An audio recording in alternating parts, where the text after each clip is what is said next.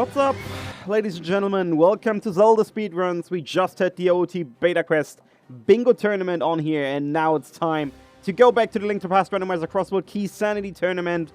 We finally made our first entrances into Winner Bracket Round 2.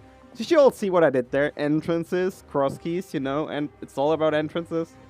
Okay, yeah, that was bad. Whatever, let's mute the music and let's dive right into the action to talk about this matchup and our runners. And I say hi to the commentator for today. Sadly, he's soloing today, but hey, I'm sure you'll do fine. Welcome, Amazing Ampharos. Yeah, glad to be here. I'll be pulling it alone, but in a way, there's three of us here because we're going to be joined by the gameplay of both Furaime and Matt the Ogre. Matt the Ogre's file names, of course, suggesting he already feels lost. Hopefully that's very temporary, because if you're lost on the file select screen, the mixed-up world of cross keys can be pretty tough. We already have a divergence right at the start with two different starting strategies, and honestly, two very good starting items. The lamp, it's better early than you would think, because it not only has all of its normal functionality, but it lets you identify every cave in the game instantly, whereas you often had to kind of guess about dark caves otherwise. And the Thieves' small key is just kind of a problem avoidance key. It's not very important, but if you get the Thieves' big key and the hammer, it's the main limiting factor that prevents you from full clearing Thieves when you decide to do it, so it's very nice to have. Both ended up transitioning to this Houlihan strategy. Matt the Ogre did what's kind of a meta strategy at this point, whereas Furaime went for the Sank start and just got the Houlihan location. The difference is Matt the Ogre saw the Paradox Cave at the potion shop, which is kind of a mixed blessing, I would say. The upside of finding it there is you found a very powerful cave. You have 2 connectors and you have 7 items. The downside is he walked into a cave he can't immediately utilize. So if Furaime just finds that in course with bombs in hand, that could be a little time saving down the road. Otherwise, we see Furaime exploring the first enemy kill, the tier 1 tree pole, common checks to see if you can get some easy bombs or rupees. Not really a lot of luck out of it, but you never know where it'll go. Oh, bomb drop. Only the one, but we take those.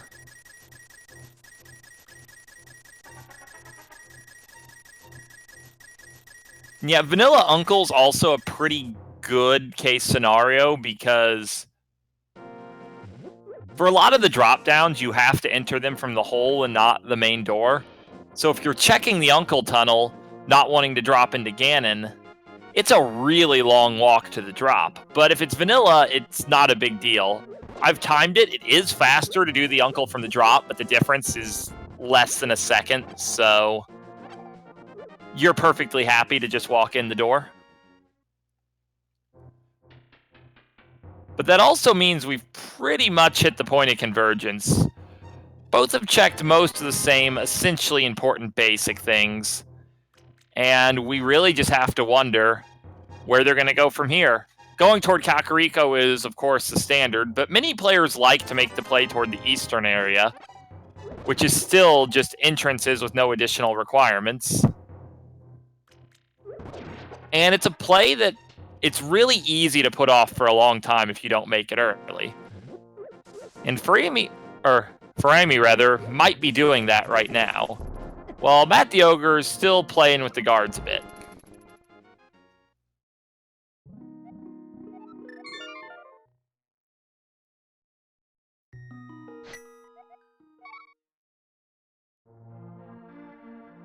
So that Tresco is very busy, working very hard at 2 a.m. his time to keep the restream floating. So in terms of the commentary, it's just going to be me, and a whole lot of me. So I'll do my best, while our runners will do their best to provide the real entertainment with their play. Well, we find Ice Palace, our first dungeon located.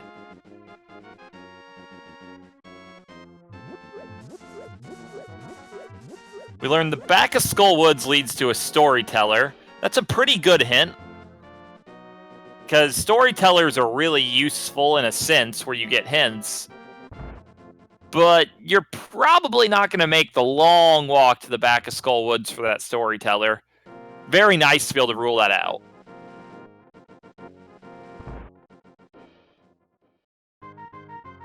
Whereas we see this is kind of dungeon corner with Thieves Town, whereas on Matt the Ogre's side, we found the back of Hookshot Cave, which would take 2 of his 3 bombs to go through, so it's very easy to agree with his decision not to do that. And we're just getting all these very dense CAC checks started, so don't blink on Matt's side. We're going to get a lot of information very quickly.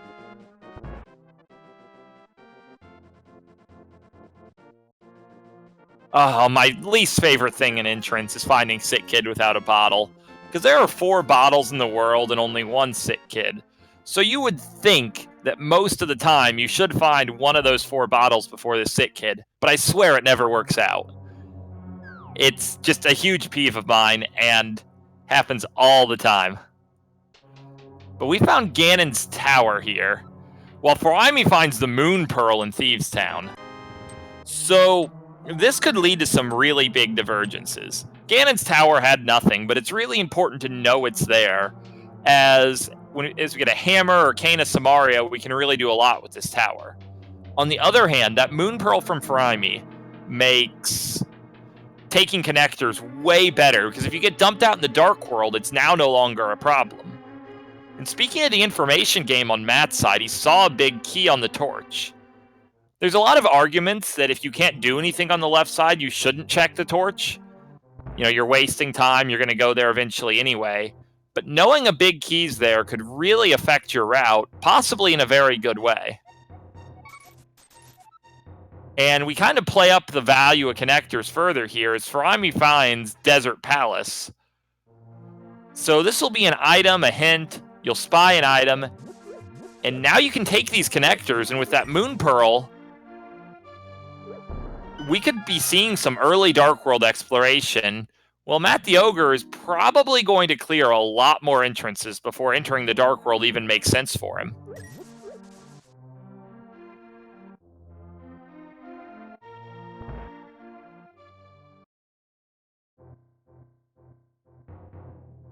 Okay, that's another good hint.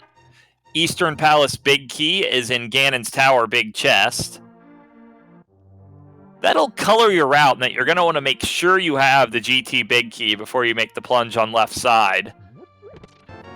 Because Eastern Big Key is usually required, and can generally be a problematic item to find, while Furaime makes kind of my speculation come true and begins in the Dark World. Matt the Ogre learns what our 5-6 crystals were. Ice and Desert, if I recall. Overall, I'd say middle of the road 5-6 crystals. Neither of those dungeons are super problematic, but I wouldn't say they're the 2 easiest ones either. In particular, I find in my own runs, Desert just always seems to be one of the last dungeons I find. I've just had a lot of trouble finding the Desert Big Key. But in principle, it shouldn't be too bad, especially with early lamp, so fire won't be a problem. And Moon Pearl was in Thieves Town, which was located in the Sahasrara entrance. So Furaime went there right at the start, and then took a connector at the Eastern Palace entrance to get here, so we're on 2 completely different routes.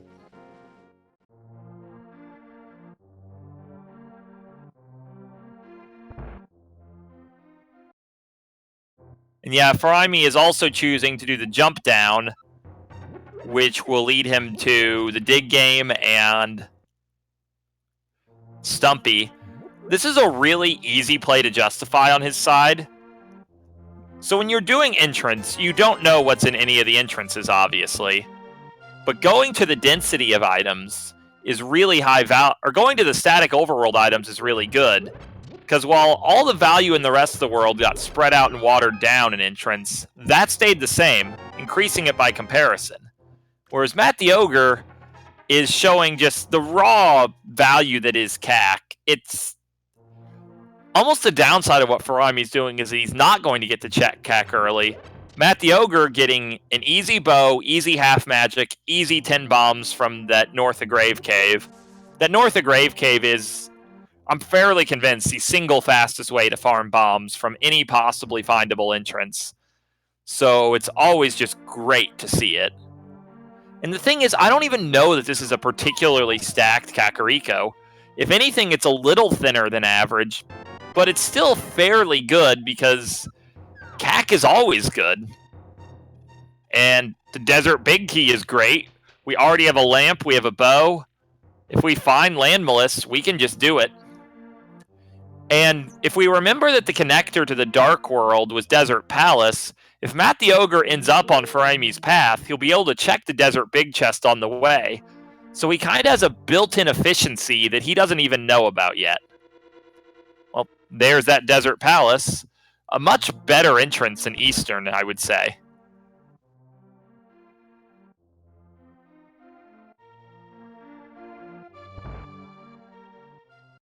Furaime's side, we find back a skull. Most of the time when you find back a skull early in entrance, you can't really do anything with it. You just get your one chest, take your death to the Gibdo, and move on your way. And that looks like what we're going to see here. 3 bombs, conventionally a pretty unexciting find, but at this stage in the game, it's actually helpful, so good for Furaime.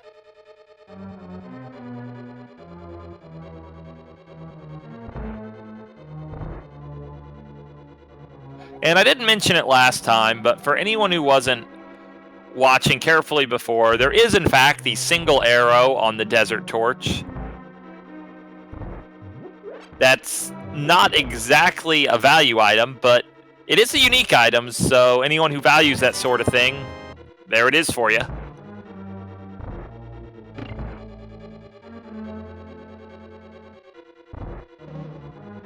Okay, so Furaime gets the first, what I would call, really big payoff of this early Dark World exploration in the Cane of Samaria. Which, the Cane of Samaria is a pretty good item in general. It's a weapon, lets you do a lot of exploration in Turtle Rock. It lets you go down right side GT, and I think that last point's interesting because Furaime will be able to check the GT tile room, and if he's feeling spicy, he has the lamp, he can do bomb jumps and do all of right side GT. That's a really difficult and scary play, but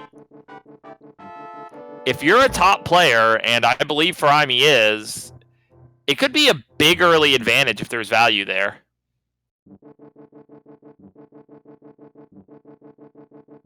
Okay, that Psyduck Bunny form, I actually recognize it. It was a like menu sprite that a ton of Pokemon shared in Gen 1 Pokemon. It's also a substitute doll, I think, so pretty prevalent sprite overall.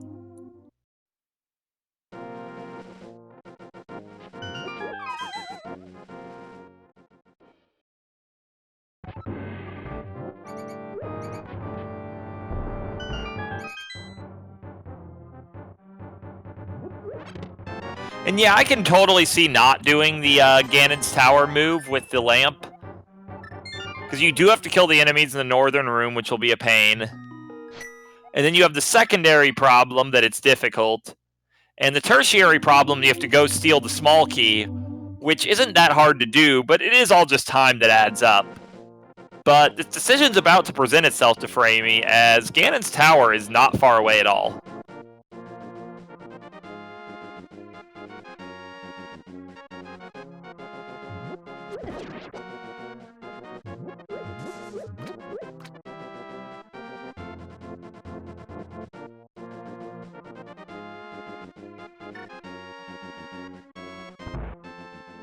So yeah, Matt the Ogre, going back to Paradox Cave with bombs makes perfect sense.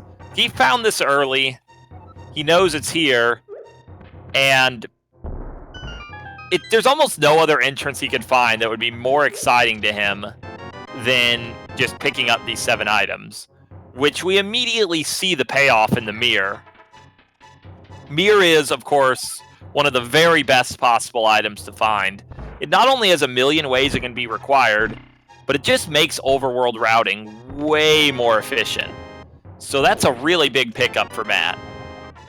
With Skull Big Key not being a big deal, but when you combine with the hint he got that Furaime got the hint about back of Skull, but it's not hard to find, he'll be able to finish that zone.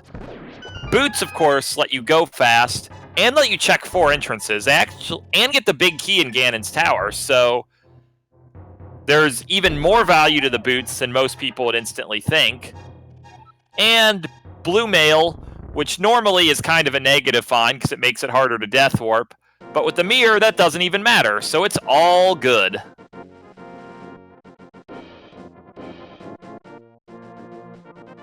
Unfortunately, we are seeing something that you sometimes see happen to players who get early boots in really dense locations. It took Matt a minute to remember he had the boots and start running.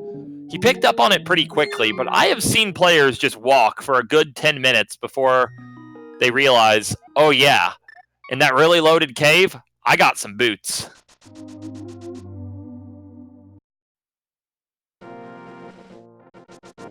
So here's kind of one of our first big divergence points that could be really important early. Furaime's able to check GT Tile Room, and did steal the key while we're at it. So if GT Tile Room's important, that's an easy, important payoff. And we're going to see if Furaime wants to do something a little nuts and do the bomb jumps. So certainly that's a very exciting end of things over there. Well, Matt's largely finishing up standard routing, using his boots to check these bonk rocks. He hasn't been in the Lost Woods yet. And we're just going to be able to move on there. Oh, okay, I'm being corrected. He stole the key, or he didn't steal the key. He just found a key, and he's not using it. Very defensible play. Didn't really get anything important from that chest. So nothing too exciting happened there, but it could have. I didn't make note of it before. I believe Matt already got that hint. The green pendant turns in for nothing of note. That can be a really annoying thing to track down, so great to know.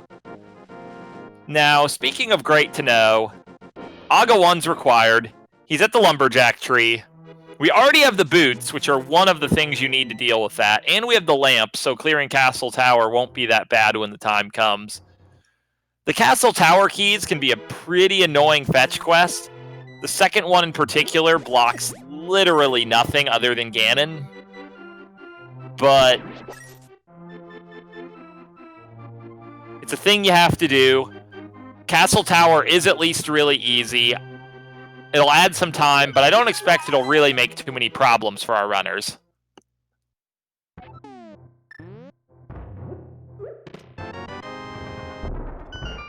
Oh man, we have a flute. So that flute is mostly good news. There's a little bit of bad news baked into it. The good news is that early flute saves a lot of time over the course of an entire entrance seed, and it opens access to Death Mountain. The bad news is we know he needs to go to the eastern region in order to find his Moon Pearl, and the flute probably moves him away from that. And yes, I am one of the devs for the entrance randomizer,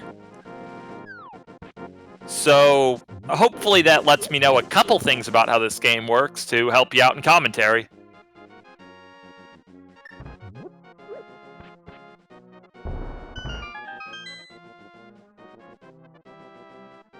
Thank you, thank you. There's nothing I love more than some good flattery, but in the meantime, we have Matt forgetting he can bonk that open, but only losing a bomb for it, and discovering that our favorite Foothills cave is full of a whole lot of nothing.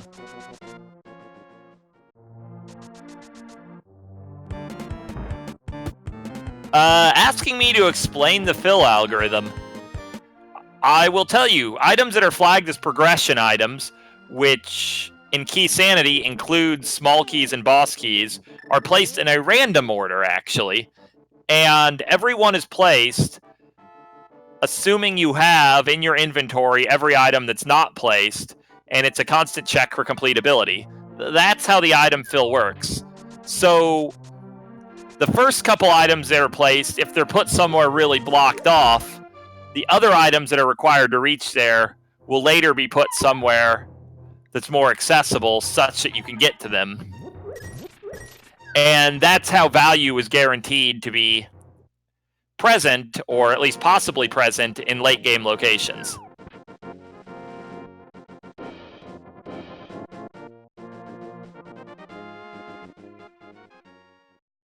Yes, crystals and pendants are placed before items, and in non-Keysanity, all the dungeon-specific items are placed first, before the normal items.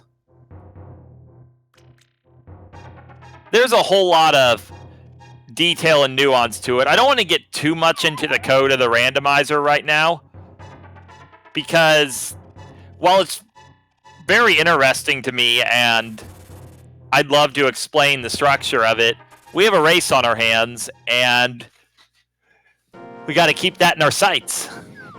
Matt's found his way up Death Mountain, rescued the old man. For once, he rescued him in logic. It's a rare seed, honestly, that you're rescuing that old man with the lamp. Gets a sword for his trouble. Now, on Furaime's side, we've seen Back of Skulls, so whenever Matt finds it, he won't be able to clear it in logic. Logically, you need a fire rod to kill your Back of Skull. But in practice, I think for almost any runner in this tournament, Back of Skull with lamp is a very easy move to make.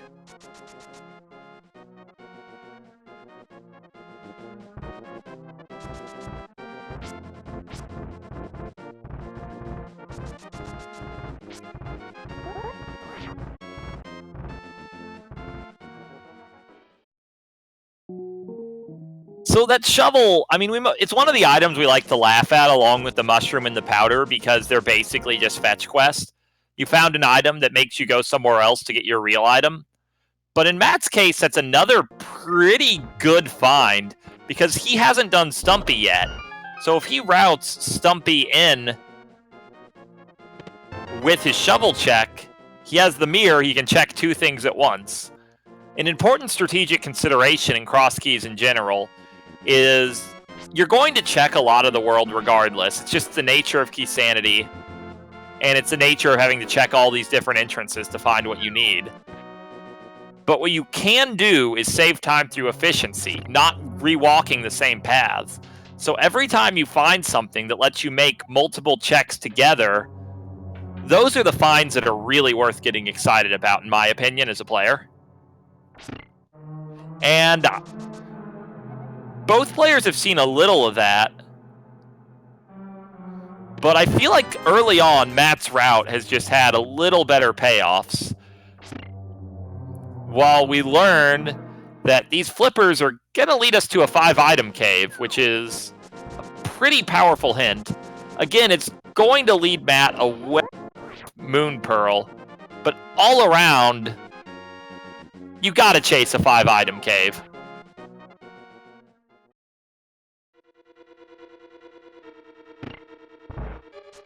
So in terms of like entrance equivalents of Catfish, there's no thing that's intrinsically the worst in entrance. Because everything kind of depends on where it's placed. Any dungeon can be convenient if it's on a good overworld location. Any cave could be convenient. Even the overworld locations have non-static value depending on, like, do I have a flute or where sank? But the cave that is probably the most annoying on average is Spike Cave. When it's a long walk to Spike Cave, and you need all that stuff, and Spike Cave itself you basically got to save and quit out of, it's pretty annoying. With Spiral Cave being the cave that every runner hates, because no matter what you do when you find Spiral Cave, it will mess up your route. Meanwhile, we've found ourselves a pair of dungeons. Furaime, I believe, is actually going back to Desert Palace. He has everything he needs to clear it out, so he's just going to do that. Whereas Matt has found Pod, and I think very logically is doing what he can in Pod with his bow and key. All this stuff's in logic. and none of it's even slow, so you could totally get some good payoffs here. Well, Furaime's showing a bit of creativity using the Burna strats. Burna, I believe, does less damage in the bow to Landmo, but it's just a million times easier. It's not very sustainable in general, but with half magic, it ends up being a lot more practical, and we have an early crystal. An early 5-6 crystal at that. Of course, that super bomb is often inconvenient, but with the flute in hand, it shouldn't be as bad.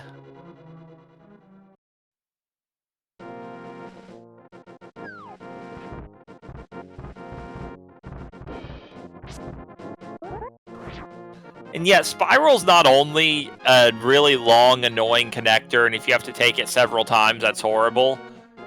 But let's not forget Spiral Cave also has an item, and if you don't want to take a connector at the time, it's super easy to just orphan that item. I think anyone who's played a lot of entrants will either tell you Spiral's the worst because of all the agony it's caused them, or they'll tell you Spiral's the best because there's a certain attitude you have to play these seeds that often causes you to really appreciate the finer points of the game trolling you, and Spiral is really good at it.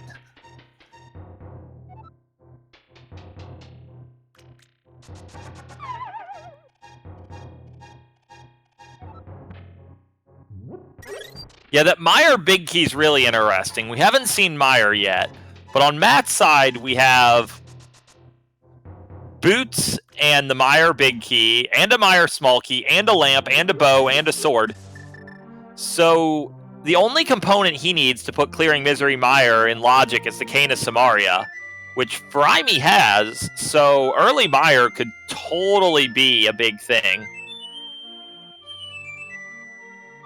And yeah, in terms of Furaime doing an interview, seems pretty unlikely. I think half of it is Furaime doesn't like interviewing, and the other half is, at this point, Furaime not interviewing is a meme, and we all know Furaime loves a good meme, right?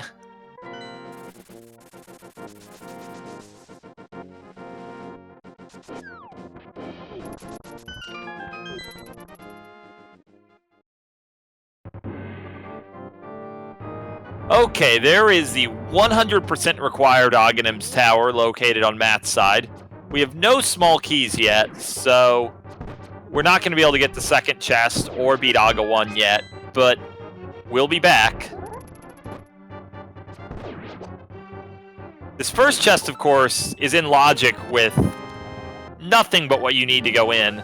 Ice Palace Big Key, often a very pesky item. You can never decide when it's the right time to dive Ice Palace without it.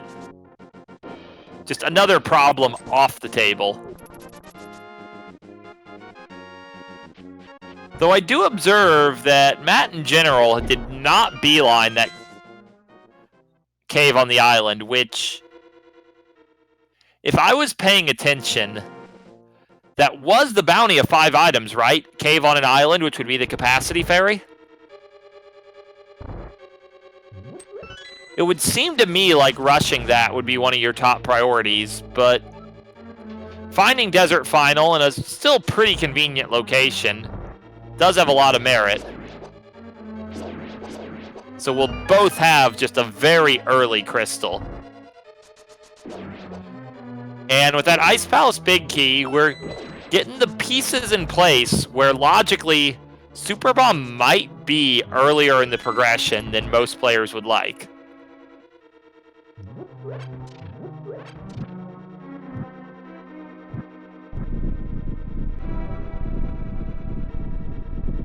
Yeah, there's a lot of programming stuff behind why those keys aren't randomized. Like, I'm pretty sure it could be done, but it would require refactoring a lot at this point. A lot of the assembly side stuff that Entrance uses is actually shared with the item randomizer, so it'd probably be a little much for us to implement that feature.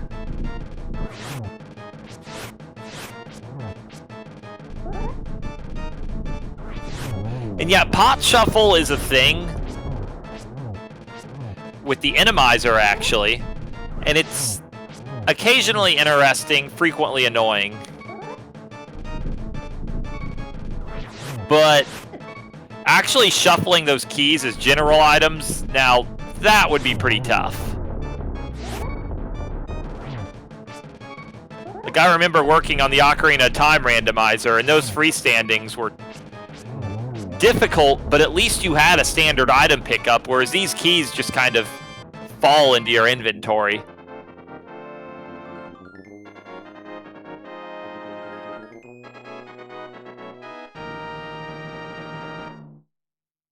So, maybe I'm missing something, but Furaime saw the big key on top of Spectacle Rock and went, you know, nah, I'm good. I don't need that big key. Which is what I would call an interesting tactical decision. Frankly, it's a baffling one. I truly don't understand not picking up a big key on Spectacle Rock immediately.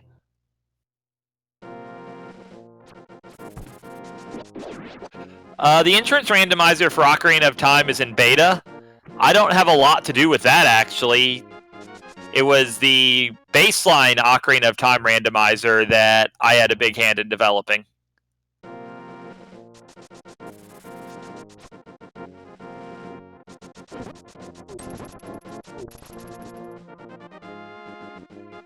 And Beta Quest does exist. It's a separate and somewhat older randomizer.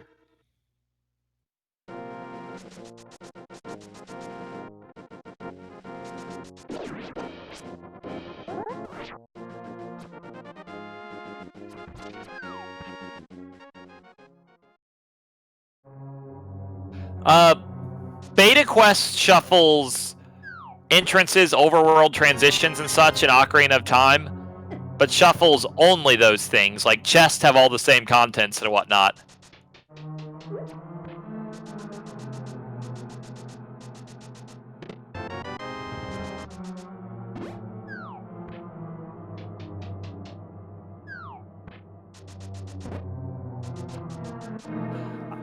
I honestly can't remember if we support a no-op logic flag or not.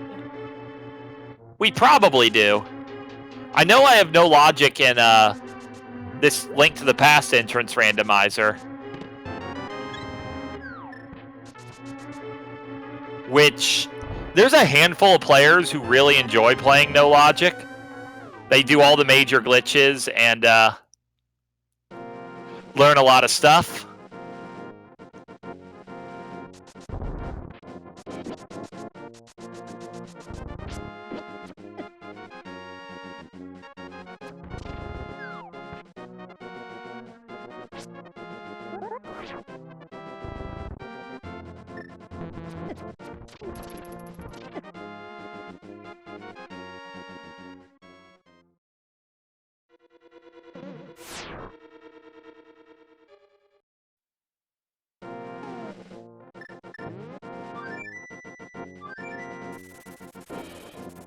So back to the race.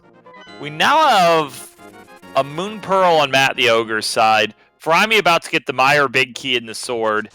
These two players are about to be at rough parity. And I would agree, Matt's doing great. Like, Furaime's on the really short list of scary opponents to draw in this game. Like, I don't remember what seed Furaime actually got. Whatever seed it was probably lower than his skill would indicate. And I'm pretty sure it was a really good seed.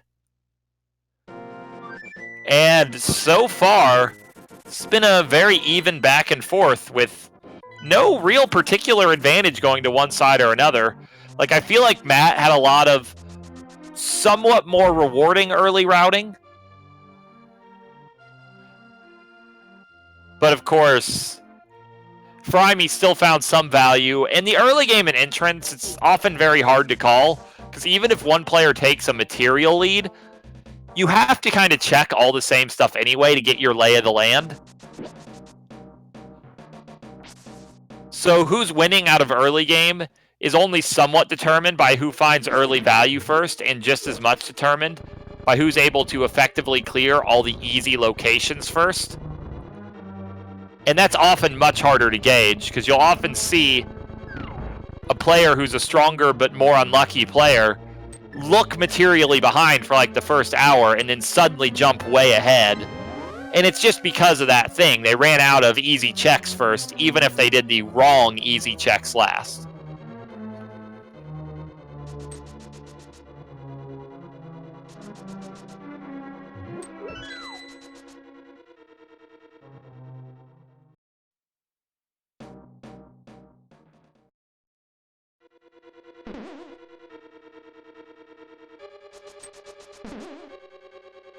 On the other side, we do see Matt making the play for Skull Woods very early in Dark World, which, to borrow a Final Fantasy randomizer meme for a second, this is a veteran move doing this. Because the real advantage of clearing out Skull Woods early isn't just that you get the item checks, though you do, and that's a great value in and of itself. It's also that you set yourself up in a proper key situation to go kill Mothula whenever it's most convenient to you. So you'll see experienced entrance runners all the time just make a big priority of clearing out the front of Skullwoods early in the game. And at really the first opportunity the game let him, Matt made exactly that decision. So that's a good look for him.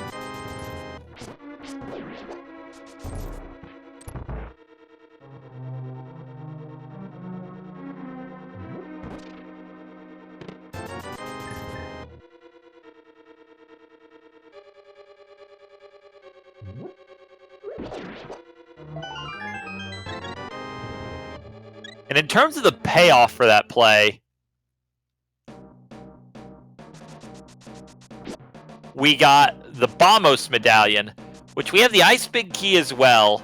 We'd really like a fire or a hammer and a glove to be able to full clear ice, but we're building pieces toward going where we want to go there. And yeah, I would mostly agree that waiting for Fire Rod or Skull Big Key can save you trips. But in this case, Matt had the Skull Big Key. He had a hint that Back of Skull was a storyteller.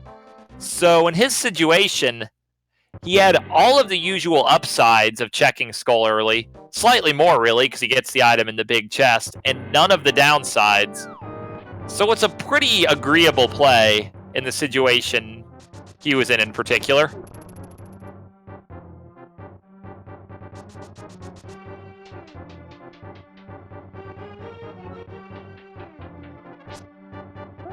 Meanwhile, on Furaime's side, we have the play for Hera Basement. Hera Basement is a check I think everyone hates. It's often a last location if it gets checked at all. That's a good time loss if this is nothing, but if this is something, this could easily be a very large advantage, because I doubt Matt's in any hurry to check it. But of course it's 10 arrows, so that could be great for Matt, because it's very plausible he never checks that chest.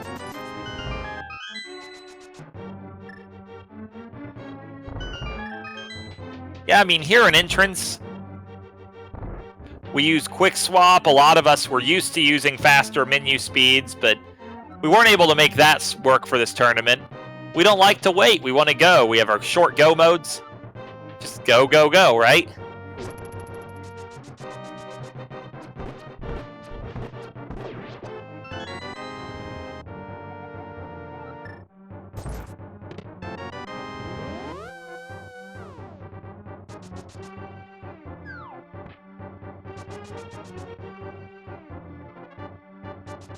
On Furaime's side, we're about to find out which 5-item cave this is.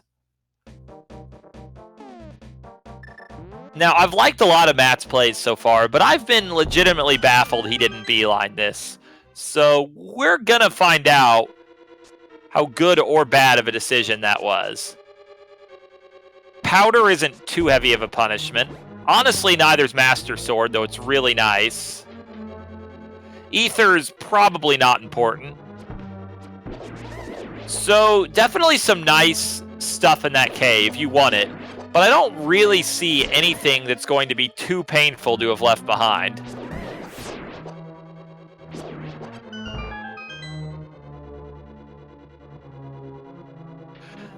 Quick Swap is definitely a ROM hack. It is a feature that was hacked into the ROM to let you menu with L and R. Very similar to how you can switch weapons in all the Mega Man X games. It's just a huge convenience feature. Oh man, big key of this dungeon. That is quality. We know the big chest in here is important too. It's the Eastern Palace big key. I'm totally not keeping track of which players have seen which hints. But I know it's there, so therefore both of them surely know too, right?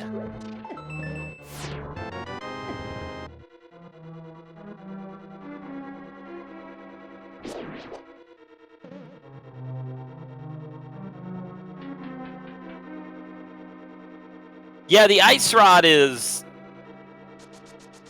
not what I would call a great item, but it's probably required, so take it and be happy. While Furaime's going for this bomb jump, assuming he knows where the Eastern Big Key is, and considering that he already has the bow, this is a really logical play because it means he can single dip Eastern, so there's a lot of time savings built in. With boots, the execution on this is much lower than it is otherwise, but this is still a pretty advanced move. So if you're looking to add a kind of more difficult sequence break to your repertoire as a player, pay careful attention to what Furaime's done here. Or will do on a second attempt, as I should say. You gotta be pretty quick.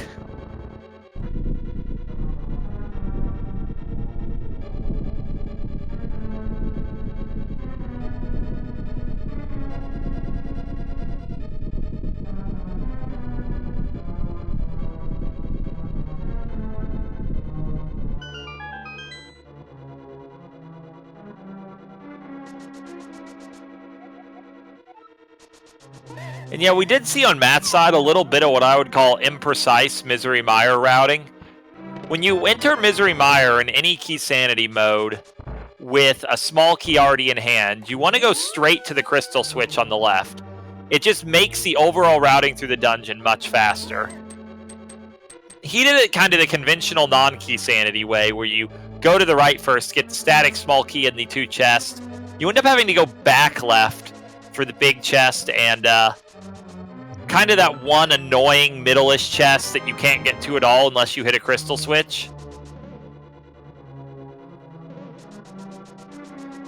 It'll probably be fine, but when you're racing a top-tier opponent like Furaime, you don't want to leave easy seconds on the table like Matt did there, so hopefully his routing in other dungeons will make up for that. While we see no real value Fire Rod locked in Ganon's Tower, that could be a sign that the Fire Rod is not going to be a very early item in this seed. But you never really know, so we'll see how things go. Meanwhile, Misery Mire wasn't possible for Matt to complete because he hasn't found the Cane of Samaria that Furaime has. And the only really important thing he got out of there is the Ice Rod. He got a big key to Swamp Palace, but I think that's about all you can say to Swamp Big. Just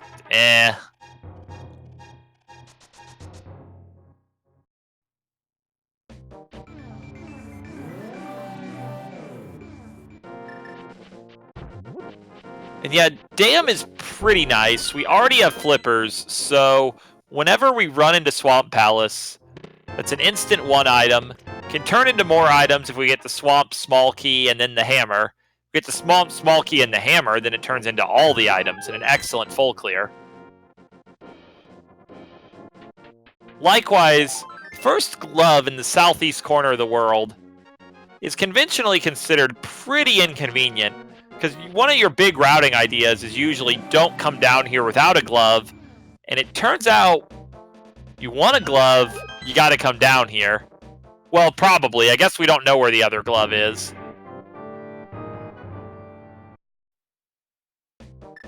But this could really work in Matt's favor.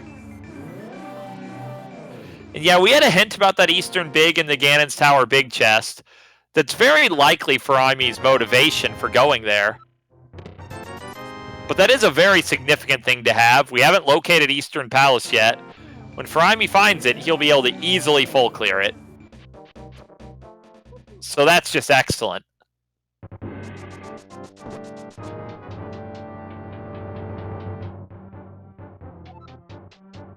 We also get a pod big key out of the Sick Kid. Sick Kid's in a pretty accessible location. I don't think it'll be too bad for Matt to return to him in due course. But it's certainly something that can be forgotten. And yeah, to find that Eastern Big Key logically, you'll need 3 Ganon's Tower Small Keys, and Furaime will need to find either the Fire Rod or the Hammer and the Hook Shot.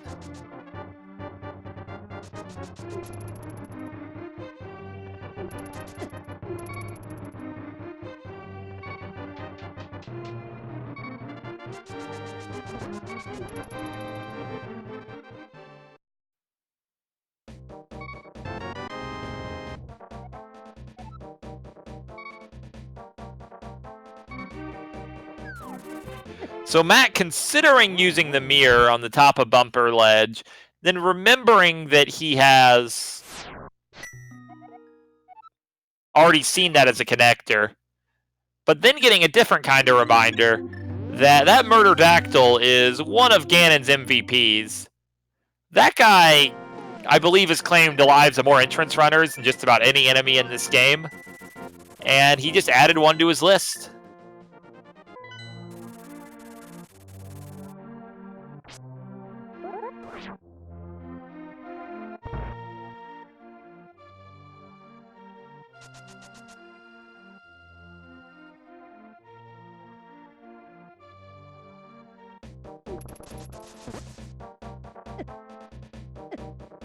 I mean,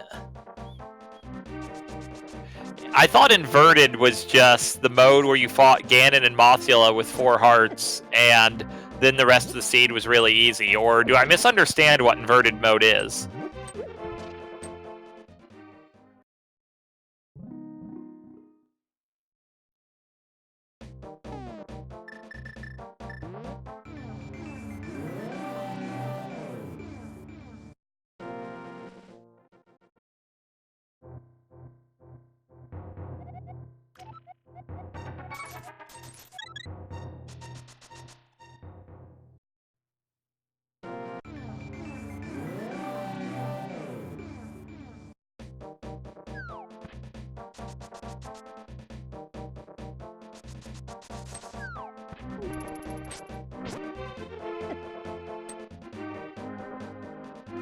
So I believe we got a hint that this house that Matt's going to is a connector. We're about to learn which one. Looks like Back of Old Man, so on one hand, you can easily get back to Northwest Dark World with a save warp. On the other hand, that has very little immediate value to us.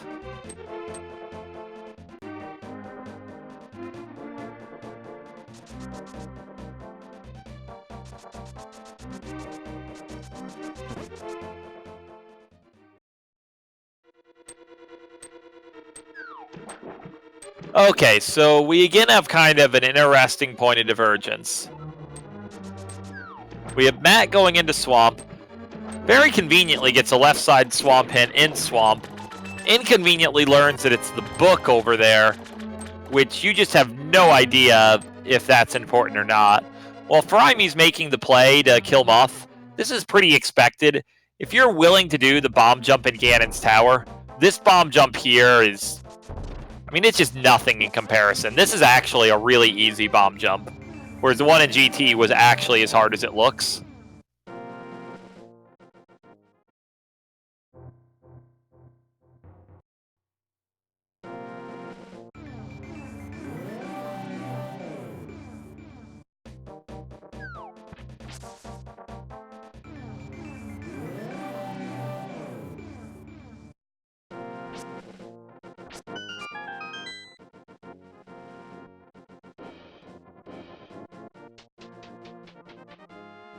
in a fairly inconvenient place while we have this boss fight going on.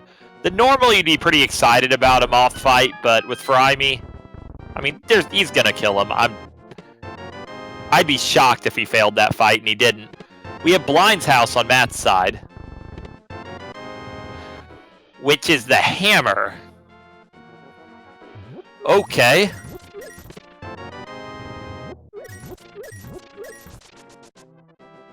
So that opens a lot. Matt can full clear Ice Palace.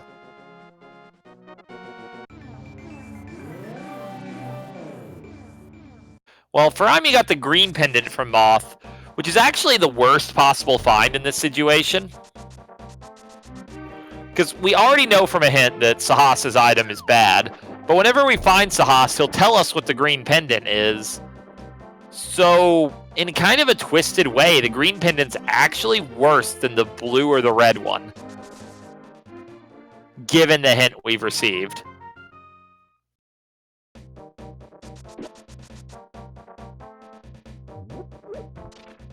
But yeah, in addition to all the stuff the hammer opens, and it's a very, very long list, the hammer is also a huge convenience, because with hammer, glove, pearl, and flute, it's very easy to access the Dark World from a variety of locations. So that'll save on a lot of backtracks. While Furaime doesn't have a supernatural way to get up there right now, we'll probably do a lot more checks in a lot of other areas before finding hammer.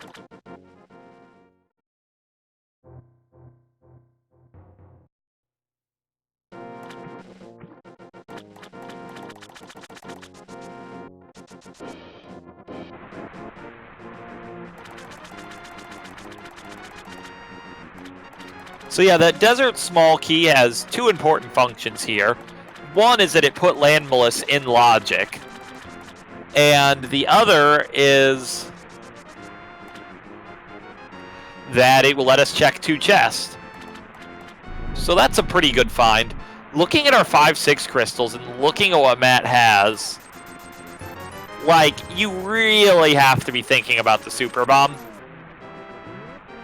Like, Matt could go kill Cold Stare right now, do Super Bomb, and given that we know he can find the Red Cane, he'd only be an Ice Palace Small Key away from having that be 100% in logic. And you don't really care if you find that Ice Palace key or not.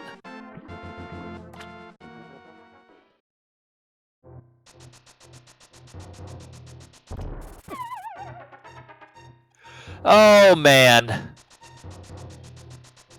Death Mountain Descent Cave has this long diagonal wall. You dash along it, it feels so cool. And you dash just a little too long, and you bonk, and you go all the way back, and it's the worst. It's okay, Matt. Everyone's done it before.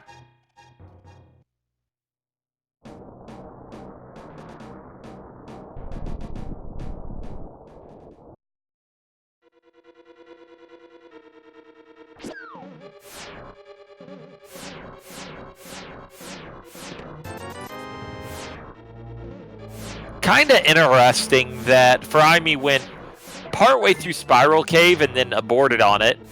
Well, Matt's found Laser Bridge.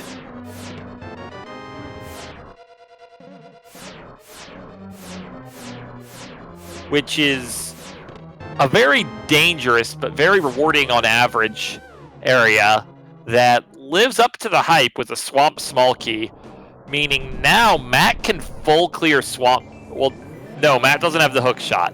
Matt can do a lot in Swamp Palace and would like a hook shot.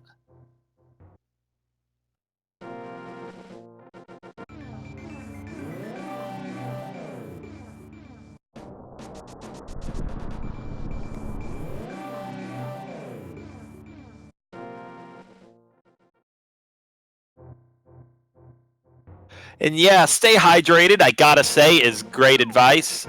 Solo calming is a little rough on the voice. I probably should have brought along a cup of water full of however much water that Stay Hydrated bot thinks I need. I'm sure it's right. It might be the smartest person I've ever seen in Twitch chat.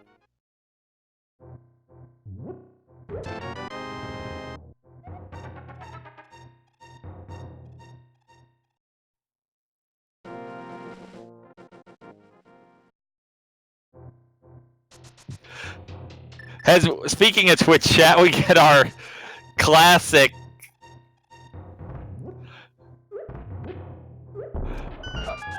thinking about what's a really trolly thing that could happen. And that's hookshot and upper GT. Yeah, that could happen. It's pretty rough if it does.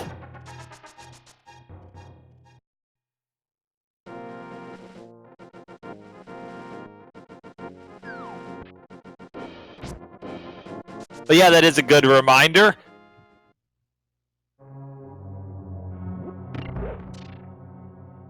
We've put a lot of... Zelda Speedruns has put a lot of work into supporting this tournament. So anyone who chooses to support ZSR through following or subscribing or all that would be great. And of course, if you don't value what I'm sure are very exciting emotes, then feel free to just gift the sub to our friend Stay Hydrated bot.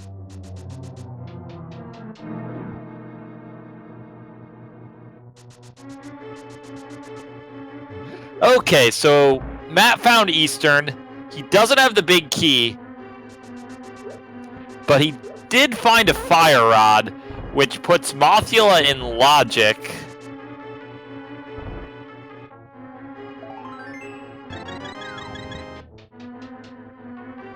Which isn't meaningful at all, but it can be really lovely bait. It also makes that play into Ice Palace I've been talking about a lot less scary, because with Fighter's Sword and Hammer, Cold Stare's pretty hard. With Half Magic, Bombos, and Fire Rod, Cold Stare's pretty easy. So, if Matt's not thinking, you know, I need Ice Palace in my life already, that thought's gotta be occurring to him now.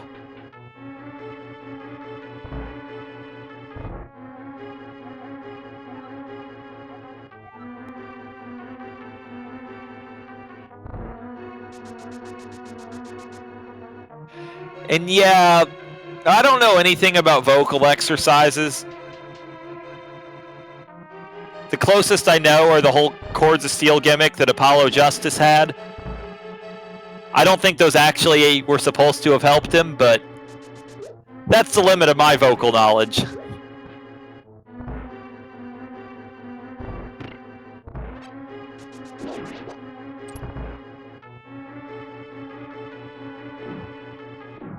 Well, you say it's a logical double dip, but we don't know where the hook shot is. I'm pretty sure the hook shot isn't on left side Ganon's tower, though, so I'd say there's a good chance it's not a logical double dip.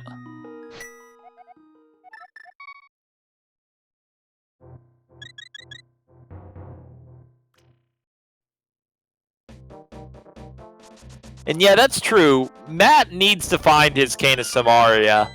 We know it's in a very easy location. It's just in the normal Hype Cave entrance at Sea House. But his route's kind of dragging its feet about getting him down there. The main penalty he's paid for not having early Cane is that he wasn't able to kill Vitreous while he was in Mire. Hopefully, for his sake, he won't find any other big penalties for not having Cane before then. So we get our rock. But via an entrance where not having Cane doesn't really matter at all, honestly. I guess it matters insofar as he can't choose to go to Laser Bridge now, but if he just checks these two chests and mirrors out, it's no big loss. It's only a loss if he goes and gets that third chest with the big key.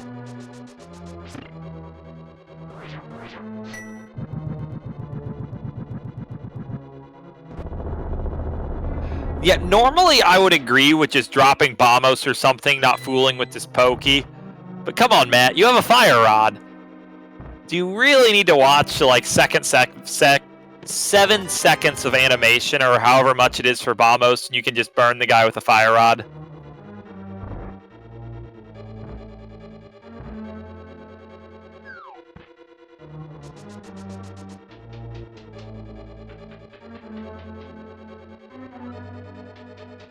Fire Rod was the first chest in Eastern Palace, which was somewhere that Matt checked, and Furaime hasn't checked yet.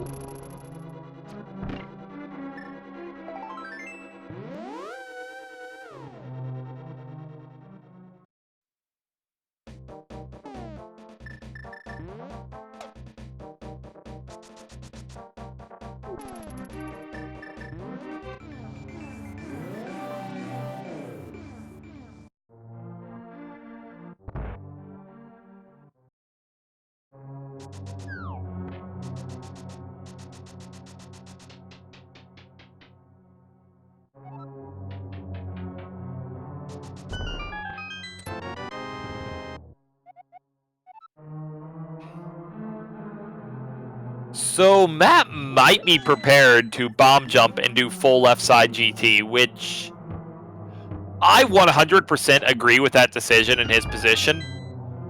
I feel like based on what we've seen, this is unlikely to give him too much value, but you never know.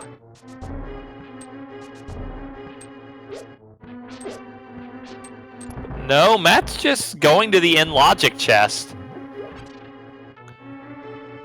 which is hook shot, which is amazing. Wow, I'm a little dumbfounded hook shot was there, honestly. So there was a long-standing bug in the entrance randomizer that made hookshot there impossible. I fixed it for the last patch.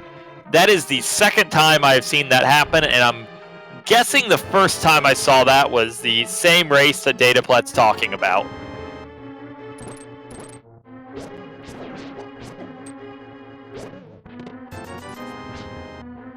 So, yeah. It's hard for me to overstate how important that particular find is. Because Furaime, based on the moves he's made, is going to want to wait to go back to Ganon's tower until he finds a hook shot. Like, he's perfectly capable of full clearing left side GT without it, but the hook shot's one of the main things he wants to find, so it's going to devalue left side GT for him when he has all these good items and no hook shot. When a hook shot being there makes it the play. Now, he might think I still need a bunch of keys or whatever and just do it, which would be great for him as soon as he finds that hammer. But that could be a huge troll that could make big problems for Furaime in this seed.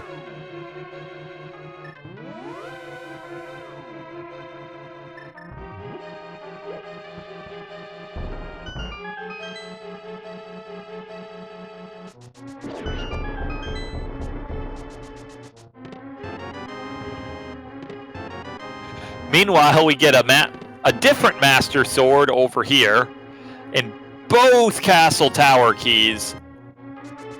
So, for those who are keeping track at home,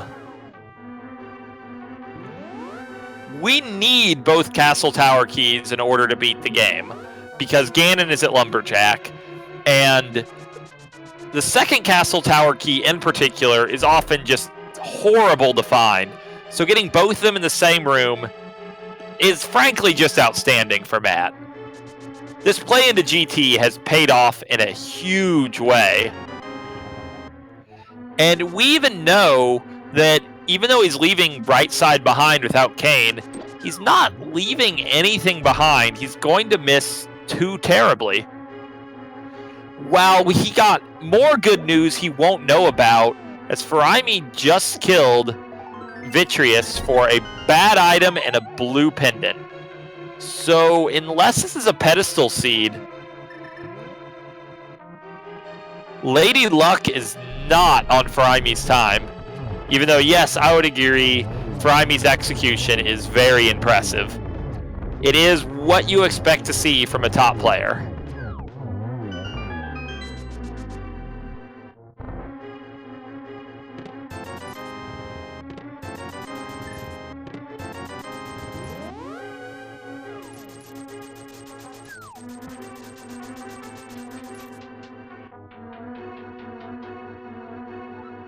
Okay, guys, get your big play alert out. Matt is doing upper GT.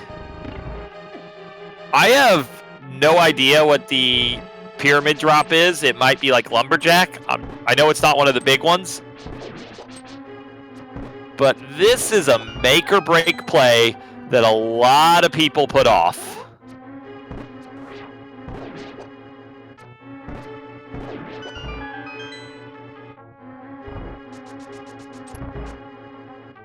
See, the scary thing about doing this right now is you can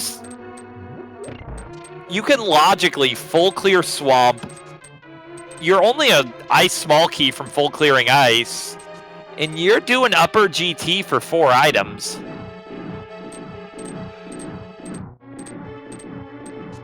It's a scary play to make. And looking at what we're missing between both runners, like, we still don't know where the Hera big key is. That would be a pretty good find. We might need the mitts. But yeah, I guess there's actually not much we haven't seen. Furaime and Matt have been very divergent, so a lot of what Matt believes he needs, we already know he won't find up here because Furaime showed it to us.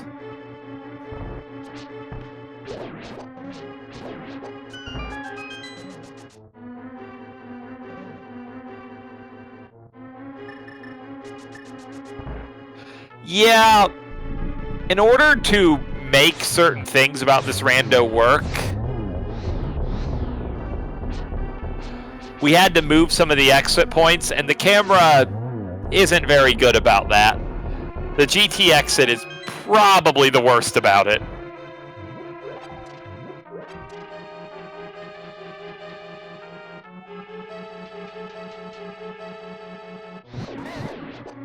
But yeah, I'm going to make a bold prediction and say that Matt's going to be punished for this upper GT play. I don't think he's finding anything. Well, Furaime finds, I think, our last 5 item cave. It's full of nothing.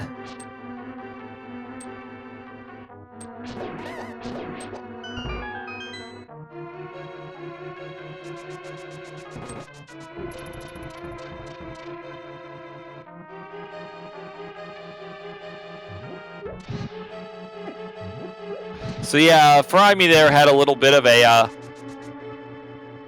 classic Brazilian internet moment, but it's fine.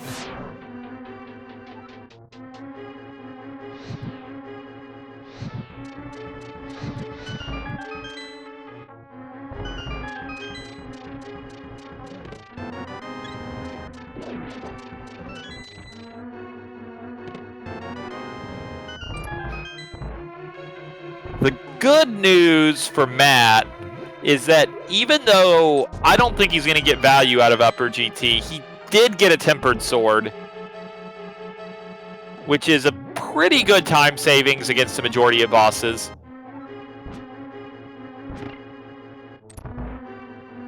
Swords are kind of decreasing value. Every sword you find is less important than the one before it. Like, the best sword to find is Fighter's Sword because it's way, way better than Swordless. Master Sword is the other one that's actually required to beat the game. Tempered is not required, but makes a lot of combat much faster. And gold is a minorly helpful convenience item.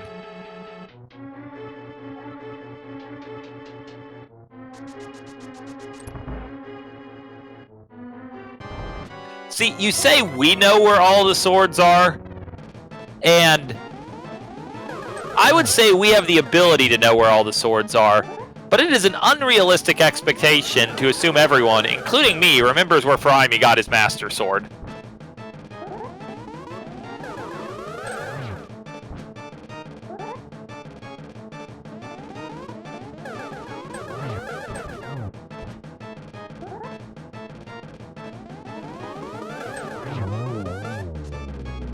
Yeah, Furaime is totally en route to pedestal.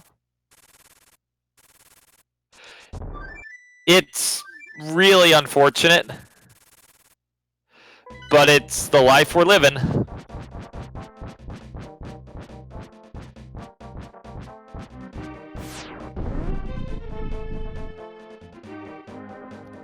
Oh man, all 4 bottles too, like... That's pretty obnoxious. If I were Furaime, I would be annoyed right now.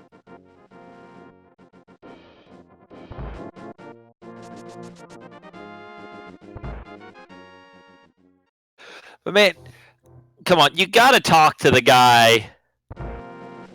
My buddy, the Grass Man. Like, not only does he tell you some of the lore about this mode, but do you know there's a feature in, like, the internal text rendering for this randomizer that I kind of made Kevin implement, and then we used it for absolutely nothing other than that one guy's text?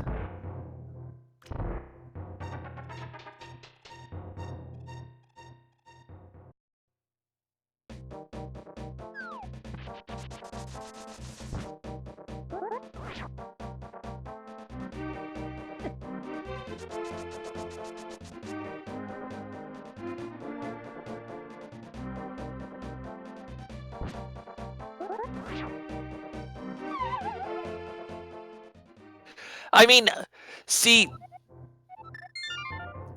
here's how I look at it.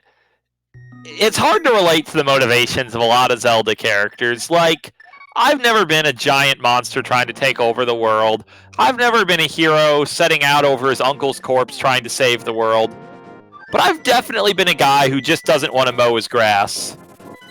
So to me, that guy represents the real humanity in this game's lore. I think most people here can relate to that.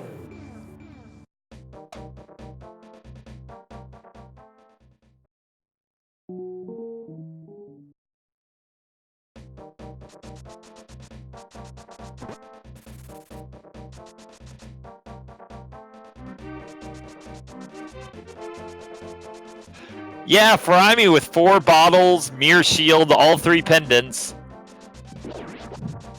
He's gonna blind pull pedestal soon. It's not gonna be anything good. He's gonna be sad. This is just the life we're living. Like, at this point, when you're already this far down the rabbit hole as Furaime, you have to pull the pedestal. Like, you know deep down you're just throwing good time after bad, but you gotta do it. Because on the off chance it is something good, how dumb would you feel to get all 3 pendants and then not pull the ped?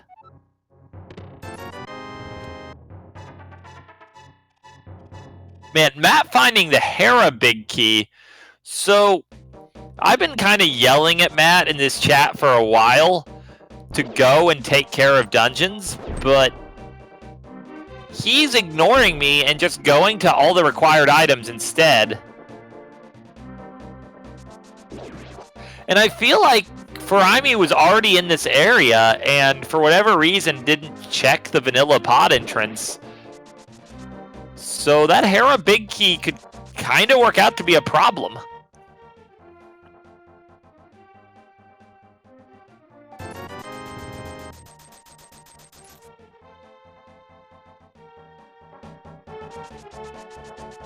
Is there... I don't see any reason we would need mitts. I think we're already in no mode.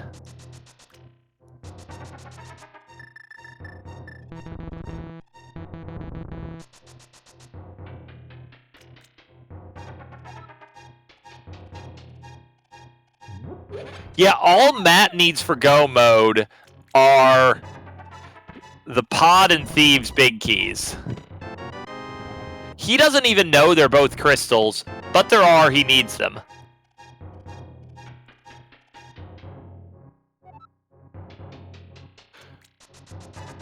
Whereas Furaime has those things, but needs other things. The Turtle Rock big key. Oh, Matt also needs the Cane of Samaria, which it's actually hilarious he hasn't found that yet. It's in such an easy location, but he hasn't. He's found a lot of other really good stuff. But yeah, Furaime needs that hook shot, which could turn into a huge problem, the hammer, and the Turtle Rock big key.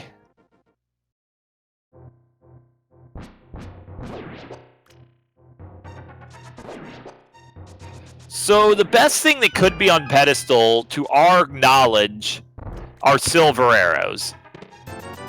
And silver arrows on pedestal would be a really nice find for Furaime.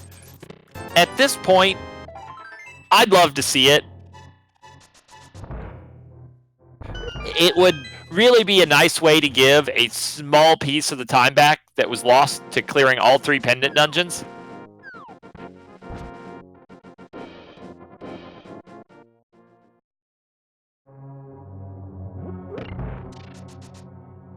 Matt's going to give a little of that back on his own. He's going to finish off Eastern. He'll get another bottle, pre-stocked with blue potion, so that's at least good. But he's going to learn this is a pendant. He already knows Moth is a pendant.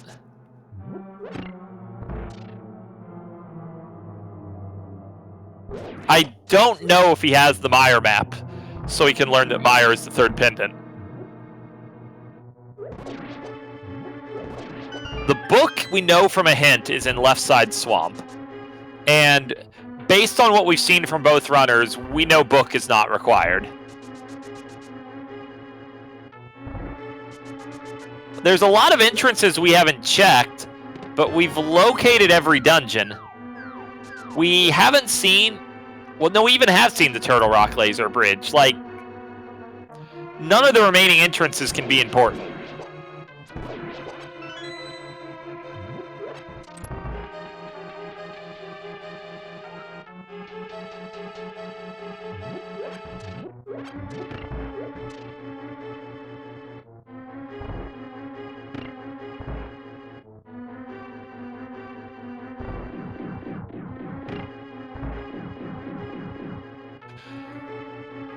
This could totally be a sub-2 seed. It kind of depends on what good or bad decisions our players make from here.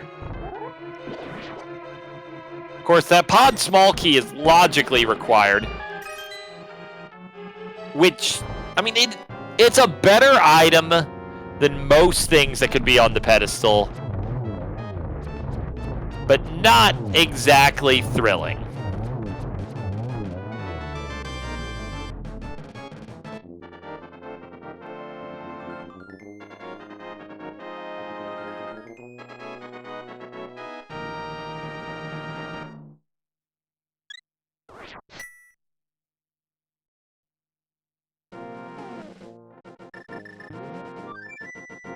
So yeah, here Matt needs to...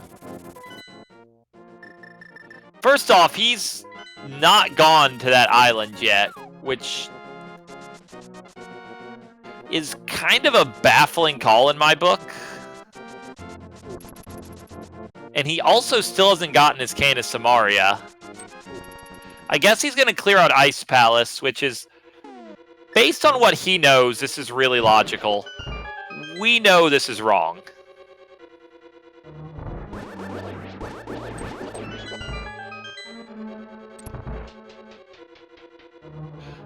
I don't know that Furaime's ever been in the King's Tomb area. And for anyone who missed it, the pedestal was a Palace of Darkness small key. Nice item to have, not even vaguely close to worth pulling pedestal over.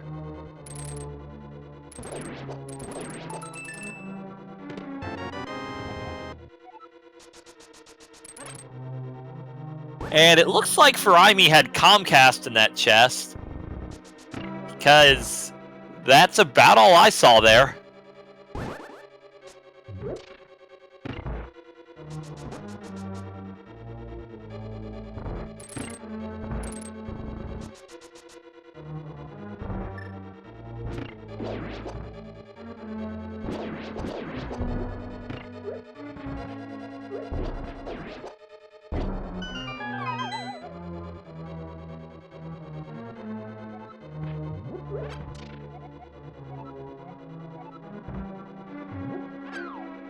The kind of good news is that even if you miss it for the tracker or whatever, we know whatever was in that chest wasn't required to beat the game because we're in no mode.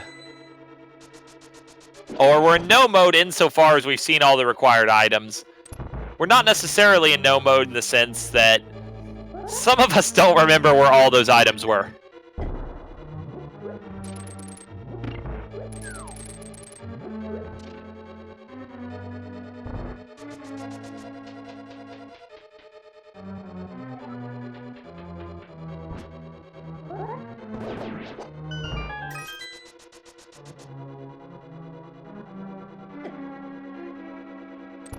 So, Furaime has gone through Turtle Rock from the front.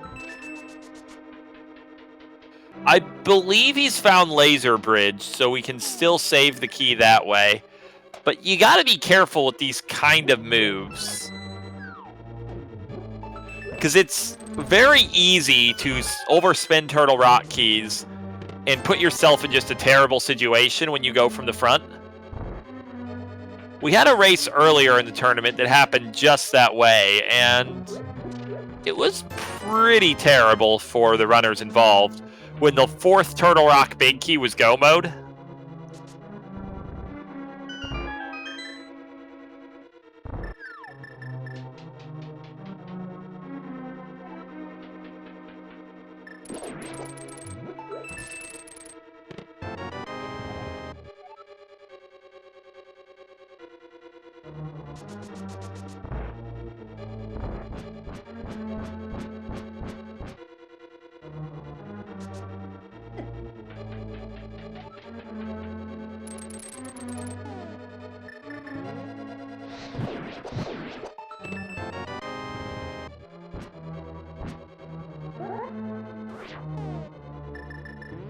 Yeah, and at this point,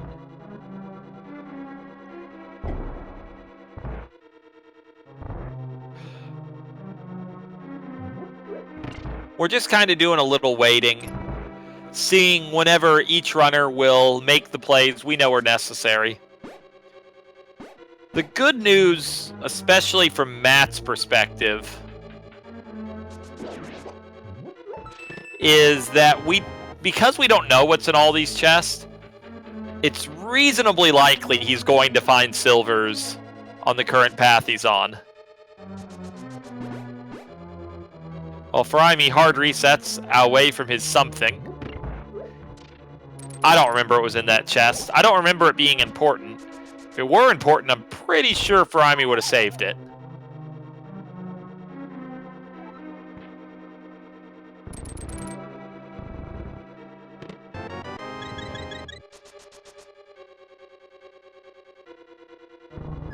So Matt's been playing pretty well in Ice Palace and hadn't taken very much damage, but depending on how Ice has gone for you, that Sankheart and Ice big chest could be a huge gift. Of course, Furaime's the kind of player who wouldn't blink at having to kill Cold Stare with 2 hearts left, but for another runner in another situation, that could have been a beautiful Sankheart, so let's pay some respects to that one.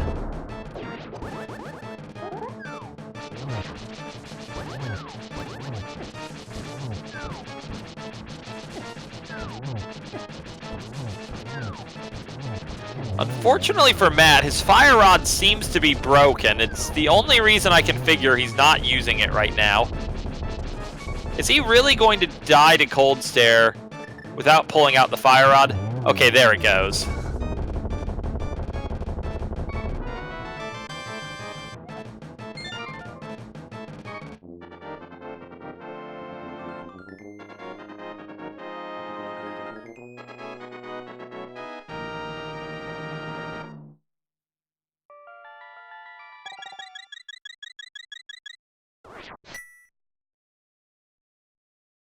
Okay, come on, Furaime. You're going down there to set up the hammer jump when you can do the exact same setup from the top, and it's just faster. Because you walk down anyway, and you have more time. Like, he hits the hammer jump first time, because of course he does. But that was kind of silly.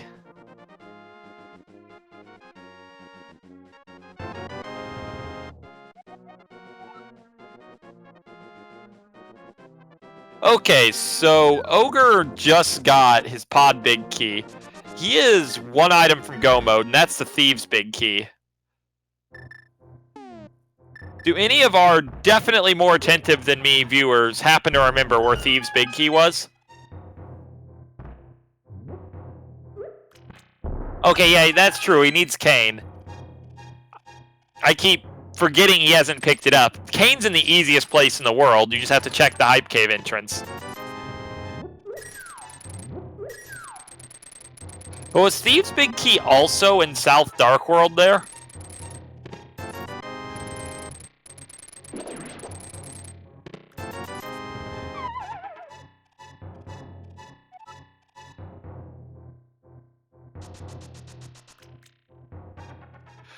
He needs the Cane of Samaria in order to defeat Trinex. And for no other purpose. Technically, he could hover to Trinex. Good luck with that.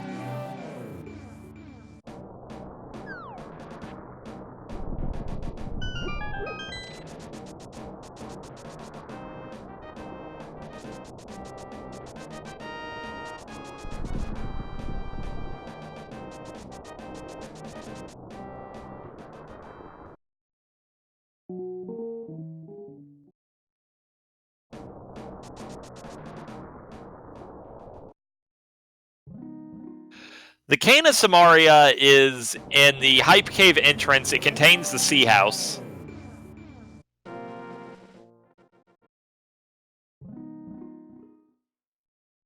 I don't remember where Thieves Town Big Key is.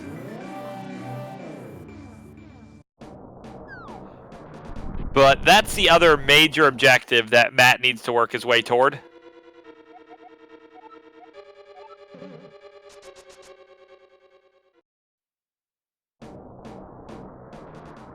The real Hype Cave is at the Capacity Fairy Island, which both players got a hint is a bounty of 5 items.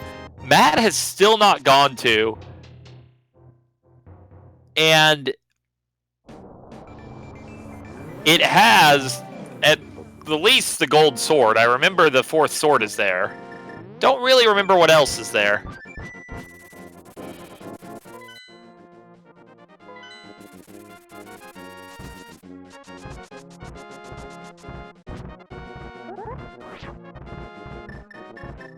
So Furaime is about to have the hammer. Matt is going somewhere. Hopefully somewhere good.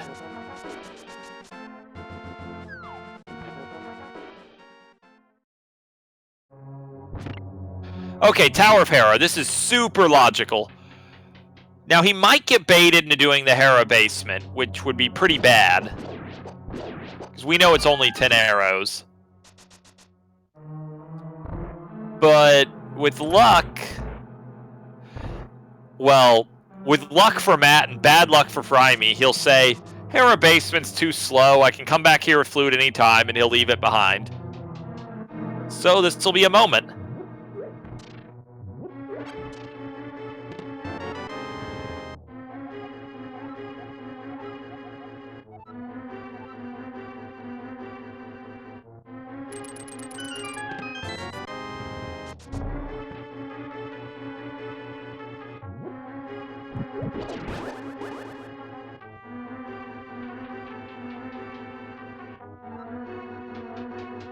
So yeah, Furaime finally has the hammer, which is a really important item. Puts him pretty close to go mode. On Furaime's side, he just needs to find the Hera Big and the Turtle Rock Big. He'd probably like another sword.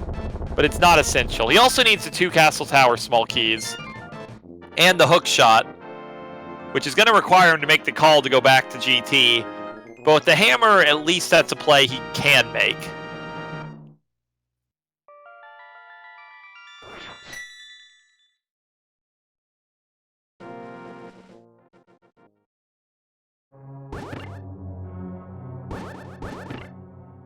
Okay, Matt's about to give Furaime back the time for this slow move here.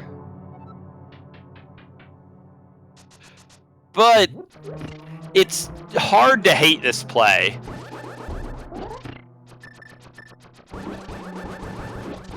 Because you're here, you're going to be completely done with the dungeon. Even though you're only 1 item from go mode, it could be anywhere. We'll see how it goes.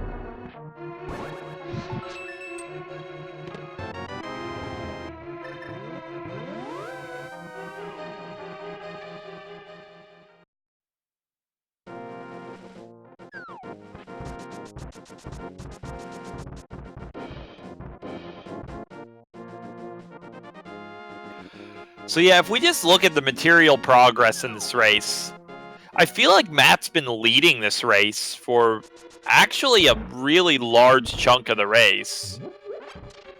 But honestly, Furaime's pretty close.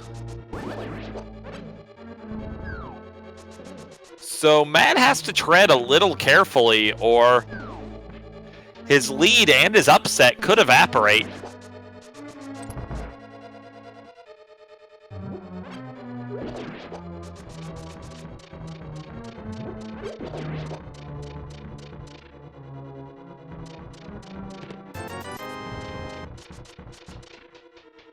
Now, I don't remember at all what was back here. I know Furaime's already done it. If this was Thieves Big, well, that'd be big.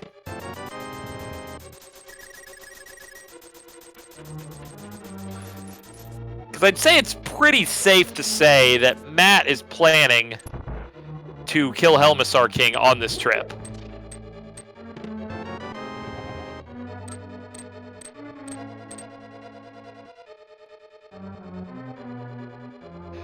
And closely related, that's an excellent small key. It means that it'll be possible to full clear pod all in one move. And that was a nice clean hammer jump. From the top even.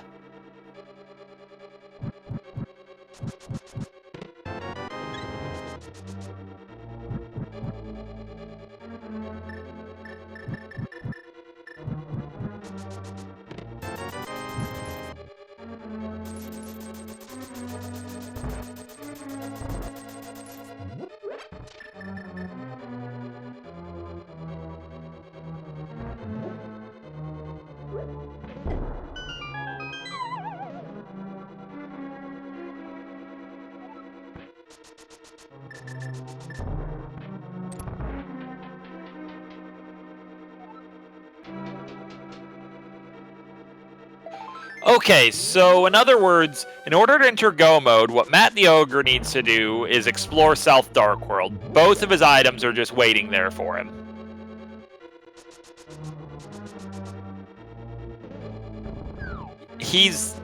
Now, I understand his thinking here. Like, we know it's like, just go clear easy entrances, you'll be in Go mode. But from his perspective, he's found most of the high-value entrances already. Other than Hype Cave, which he has a hint for and presumably just forgot. He has a ton of dungeons he can clear. The question, how far ahead is Furaime, is based on a false premise. I would say Matt is ahead by probably a couple of minutes.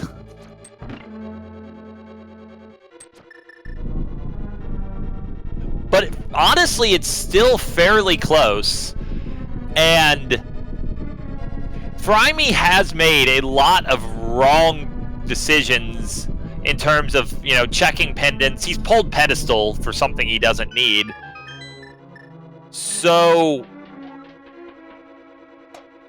Furaime is low on incorrect plays to make. So this is actually still a very competitive race. In terms of the canes, the red one's really important. The blue one is not important at all. But it's really just about item count from go mode. And Furaime just needs more things. Matt only needs the Cane of Samaria, which is our red cane, and the big key for Thieves Town, and they're close to each other on the overworld. The fact that the things Matt's missing are in easy locations, and now he's knocking out crystals, works really well for him. The main things Matt needs to avoid doing to avoid giving this race back to Furaime. He needs to not kill Mothula. He knows it's the green pendant. He got the hint for that. And he needs to not go kill Vitreous, which is really slow, and he doesn't know that's the third pendant, but we do.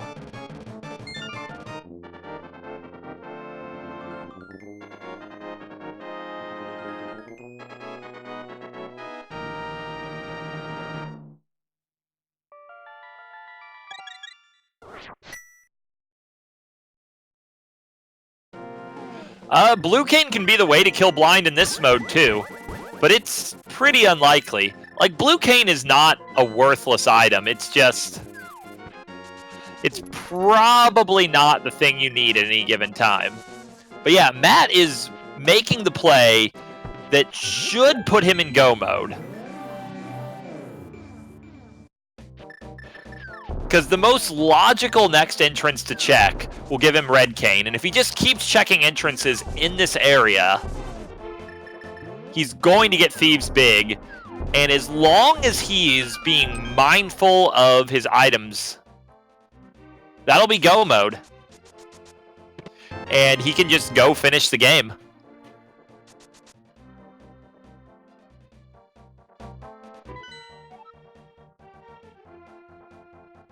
Oh, huge map check. He just learned what his third pendant is, and that's Mire. So yeah, Matt, just check the entrances. Then you can go mode Swamp, go mode Thieves, kill Trinex. You'll win this race. Like, as long as he doesn't get baited into like going and full clearing Swamp or doing anything that's not checking this entrances, this is Matt's race to lose right now. He has played a fantastic race so far. He's made a lot of good decisions. Let's see if he can finish this out, because Furaime is a very strong player who still isn't very far behind. If Matt slips, I guarantee you Furaime is waiting to catch it and take this race.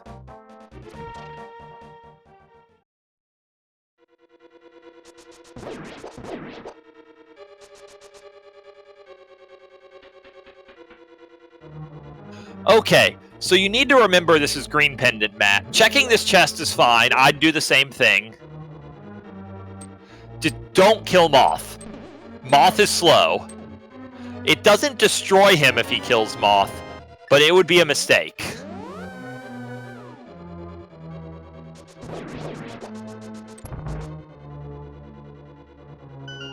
Okay, we're killing Moth for the green pendant. He knows from a hint that the green pendant turn-in is bad. He doesn't know it's not a ped seed. But I feel one item from go mode with how easy this entrance is to return to. This is just a mistake. Like, I understand the temptation to fight a boss while you're here, but this is a mistake. For all he knows, Moth drops the Thieves' big key.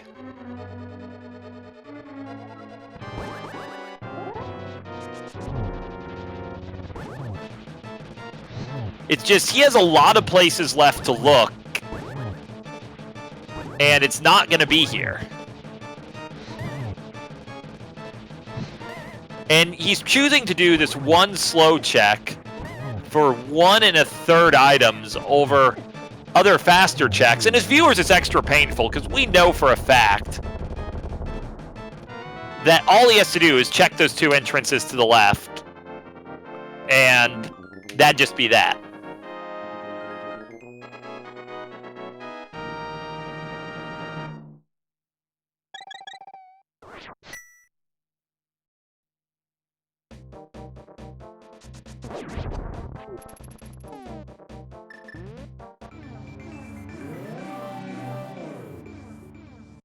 Oh man, Matt's sinking his own ship.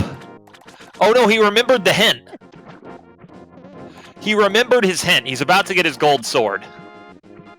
And he's gonna feel so dumb when he sees this. He didn't remember the hint? Matt, what are you doing? I'm confused. Very, very confused.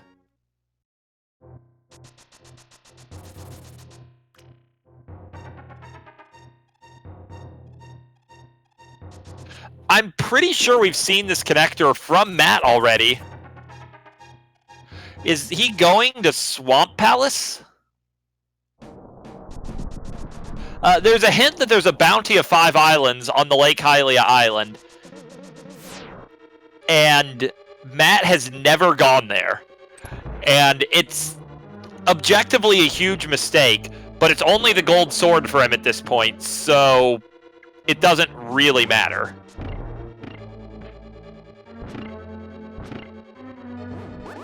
So, killing Trinex won't cost him time. Like, he has to do this anyway, and this is another crystal. Full clearing Swamp will cost him time, especially if he does left side for the book.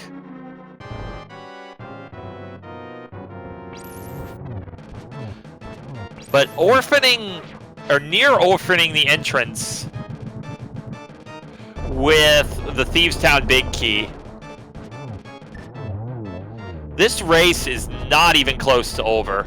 Especially because I believe Furaime gets everything else he needs when he goes back to Ganon's tower. So, Matt doesn't have a lot of wiggle room here. He still has a clear lead. It's still his race to lose. But he can't make too many errors. And GT's just in CAC. It's super easy.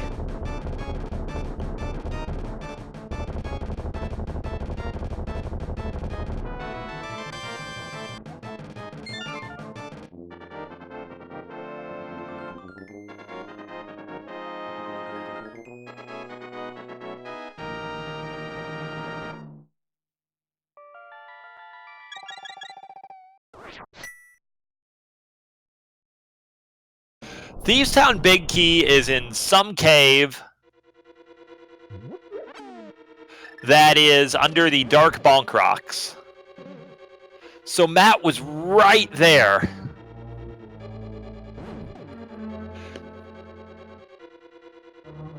Hey, we're gonna learn what this chest has other than Brazilian internet.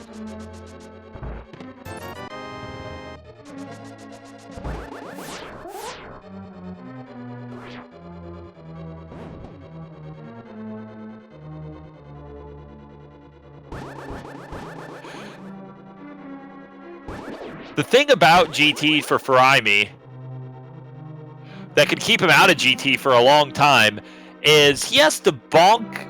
That one chest you can bonk to on left side GT is the hook shot. And that's what gets him rolling in GT. I don't remember everything that's in GT, but I do remember both Castle Tower keys, which are required to finish this seed, are in there.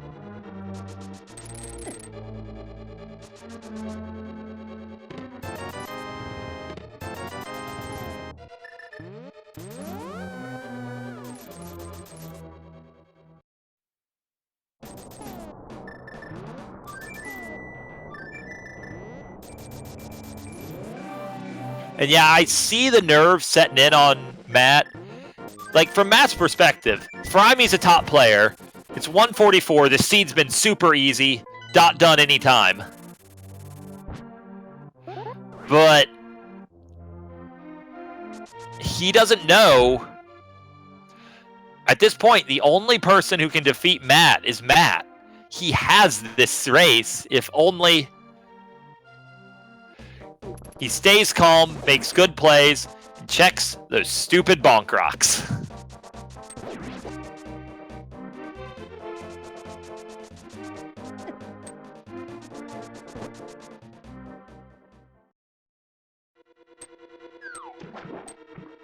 Okay, Matt's clearing Swamp, which we know it's wrong. It's totally justifiable.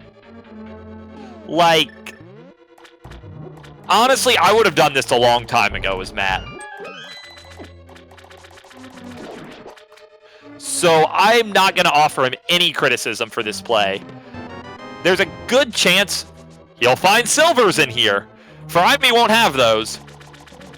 Honestly, if he skips left side, those silvers just paid for doing Swamp. Not in go mode. So, and he knows from a hint, left side is just the book. And the book is a long fetch quest. So, just take a little risk in your life, Matt, and skip left side Swamp. And that'll actually work out great for you.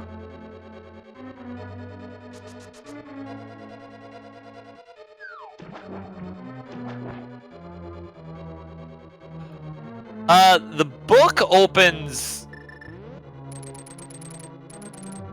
a lot of things. Well, a couple things. It checks the 2 monoliths and the desert main entrance. All of which must be bad, because we've seen everything good. Furaime's about to be right behind him, and will full clear Swamp too. Yep, there are the mitts.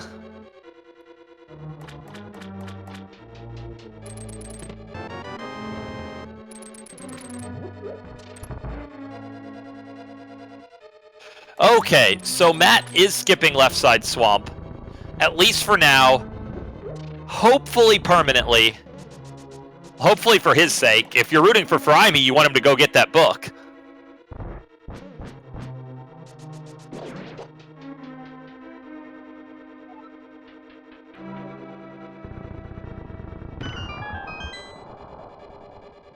But, yeah.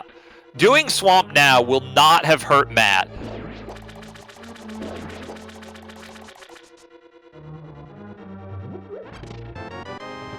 As long as he just permanently skips left side. Because the time to check all these junk chests is probably shorter than the amount of time he saves for having silvers.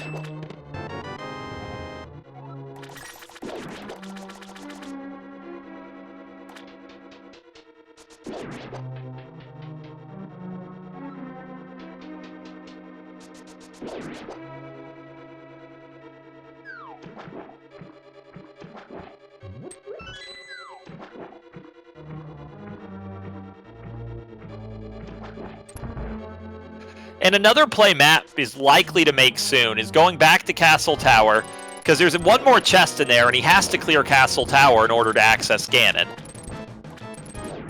So that's another free play that won't put him in go mode, but would just make all kinds of sense.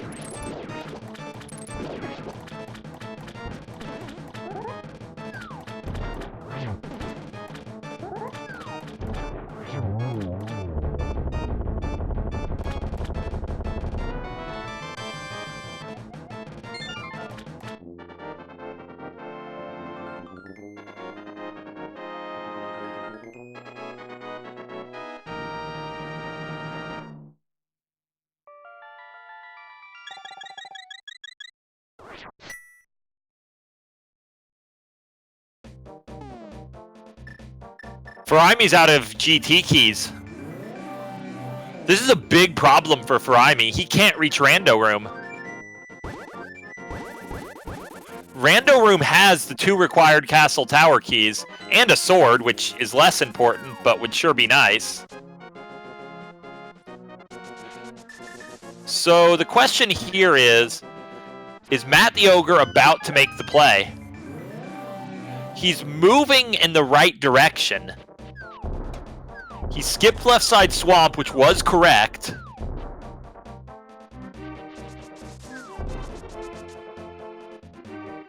Aga 1 leads to Ganon. So there's no rush whatsoever on it.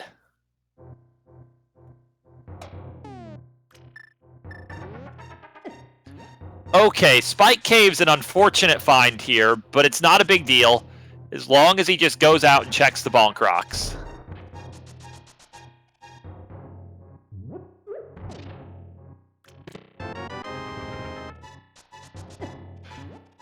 There are worse items in this game than red mail to find when you're one item from go mode.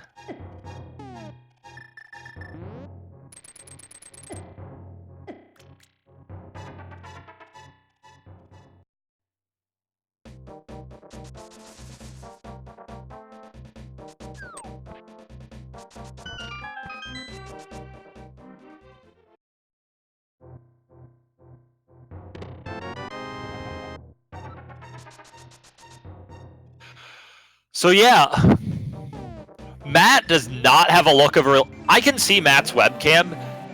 He's looked really stressed out for the past 10 minutes. This man doesn't know it. He's about to pull a huge upset. Well, I don't want to say that too much. I don't want to be down on Matt's skills or how well we should expect him to do. But Furaime was one of our top seeds, and he's about to get a big win, I'll say that.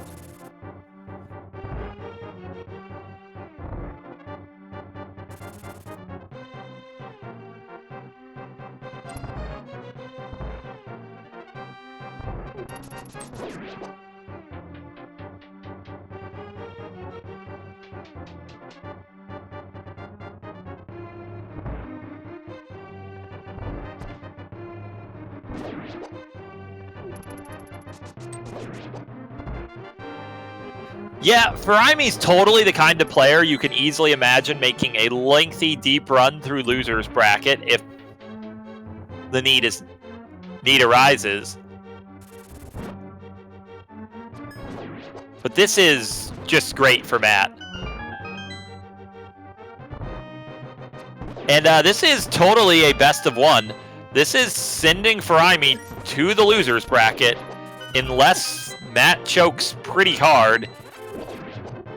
And if he does, well, he'll have my condolences, because from being up this much, it would be very hard on any player to lose.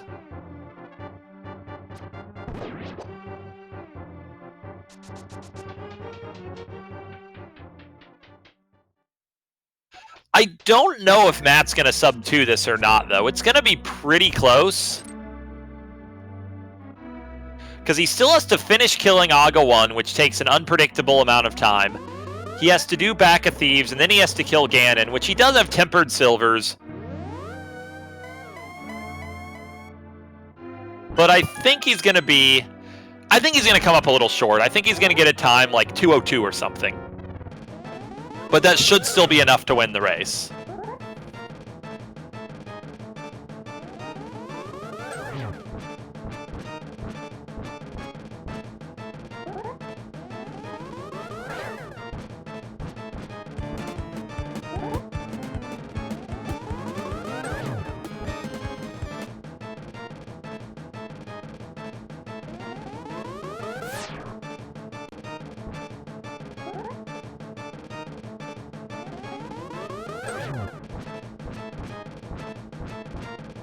Oh yeah, it is very important to stay hydrated.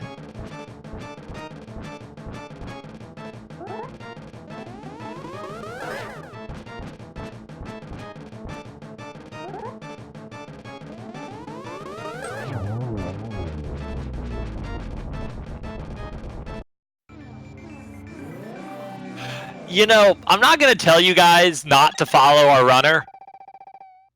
But I do wonder if Matt's taking it as a hint that he just got 2 followers in a minute, that he's about to win this race.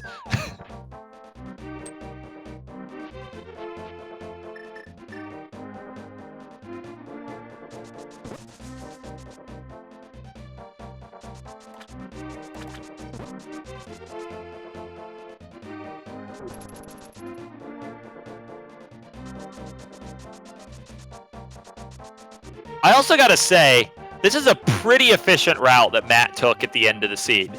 He got his go mode, was immediately able to do Aga Tower, and then that actually chained pretty naturally into the overworld walk to Thieves.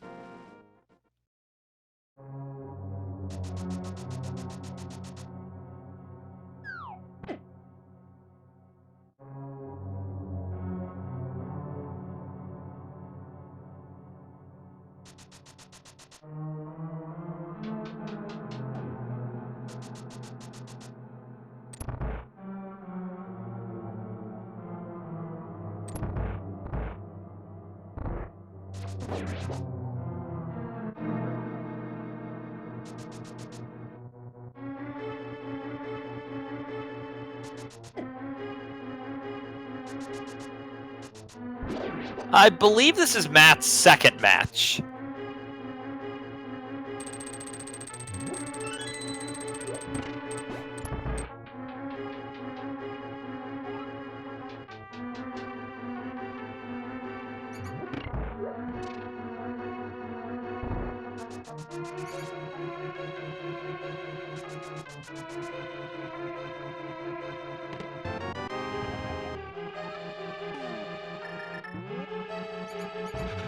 Come on, Matt, don't take the green chest. Like, it doesn't matter. He can open all the green chests, but... like, what are you even looking for? The gold sword?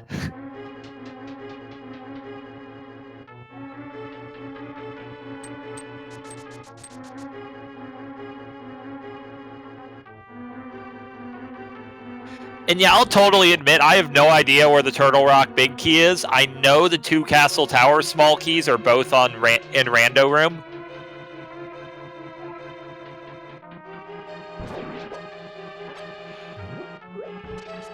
Oh, you gotta know, after I congratulate Matt for his win, assuming he does an interview, I'm gonna have to give him grief for getting the hint and never checking Hype Cave, which didn't matter, like, at all. He's fine. But that, if things were different, that easily could have cost him this race.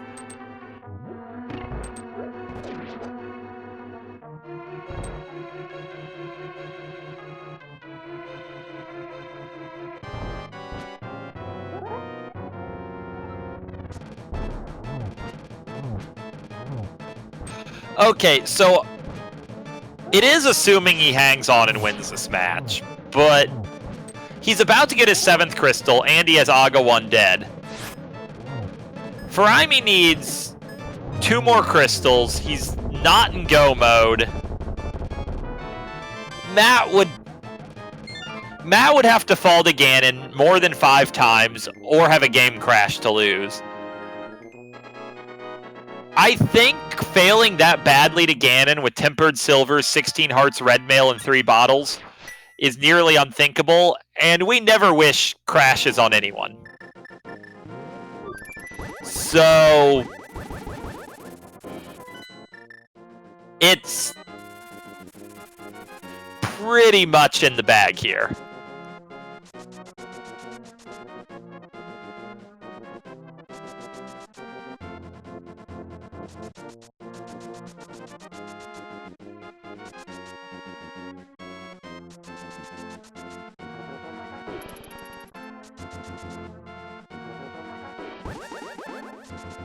And yeah, there's no way that Matt manages to kill Ganon in like a minute, 10 seconds, but he's gonna just barely miss the sub 2. So this is gonna be pretty good for him overall.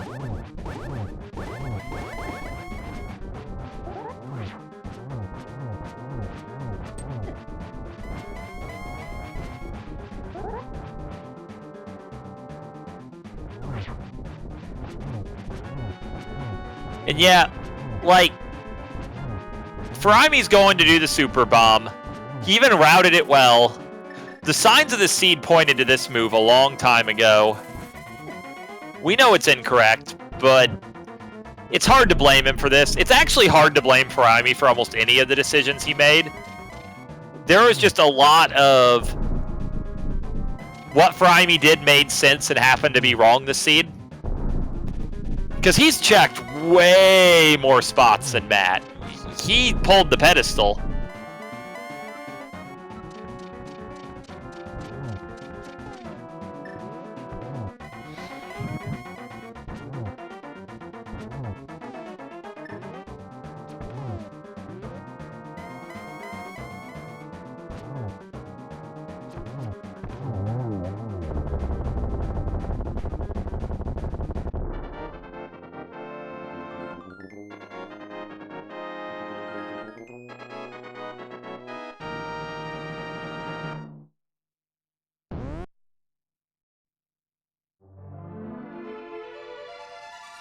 And finishing with an official SRL time of 2 hours and 14 seconds, Matt the Ogre has won.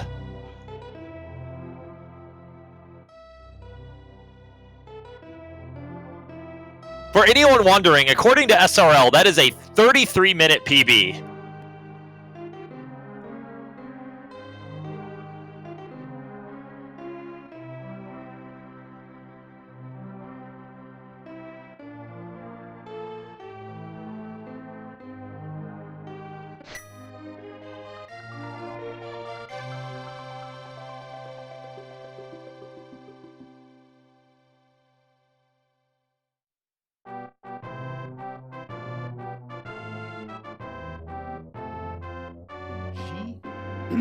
GG. Holy. Where was my voice there? Now that's an upset.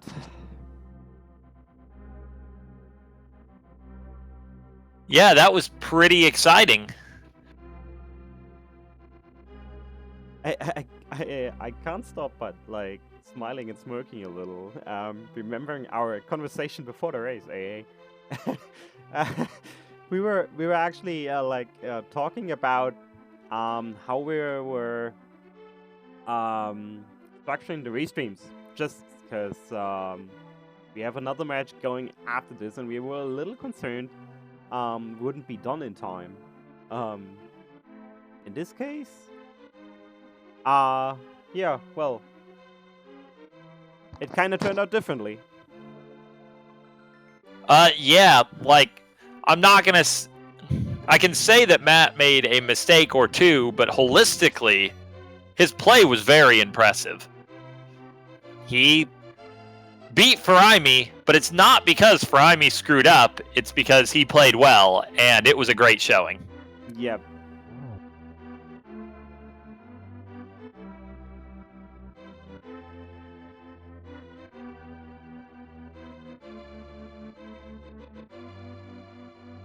Alright, we're trying to get in Matt for an interview.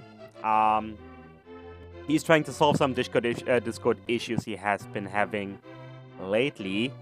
So, give us a moment. He beat Furaime, but it's not... Oh, he's already on a race stream, so let's switch the audio over to Furaime.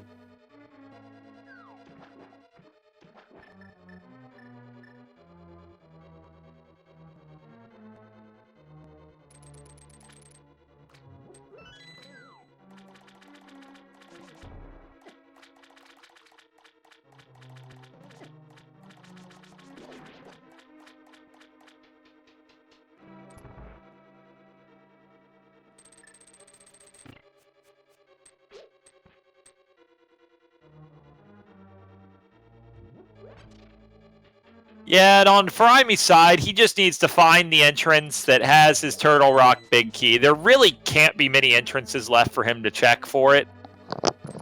He's about to have his second to last crystal. He'll go back for Rando Room for those 2 keys before too much longer. And I think he'll finish in pretty good order. Welcome, Matt the Ogre. Congratulations and GG on what might be the first big upset of the tournament.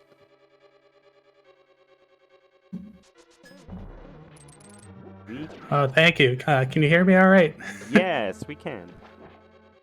Yep, we can hear you, and good Alright, game. cool. That was quite a show you put on for us. You actually won pretty decisively.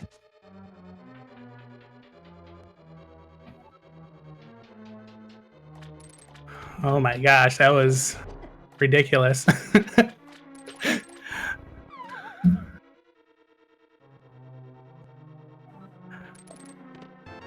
Like, I was like, you know what? I went into Ganon's Tower thinking to find progression for a hook shot. Since I find it there so often when I do these practice runs.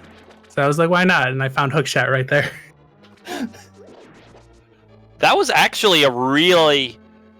Ganon's Tower in general, I would say, was the single most crucial point of the run. Because Furaime did right side GT with the lamp and a bomb jump early and did full right side. You bonked around on left side before you'd even found the red cane. Because he had the red cane like 10 minutes in. That was almost silly. But, and you found that hook shot, and he obviously didn't want to go back to GT without it. So that really helped propel you ahead. And saving that GT key for not doing full right side also let you go all the way down left side. Furaime's still missing those 2 castle tower keys because he didn't have enough keys to pass into Rando Room.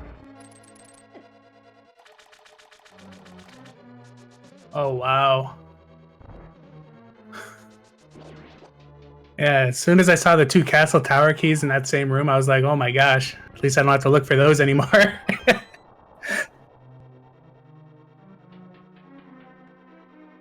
I do have to ask about one thing, because watching this race, this bugged me a lot. So, early in the seed, there was a hint that a cave on an island has a bounty of 5 items. You saw that hint, right?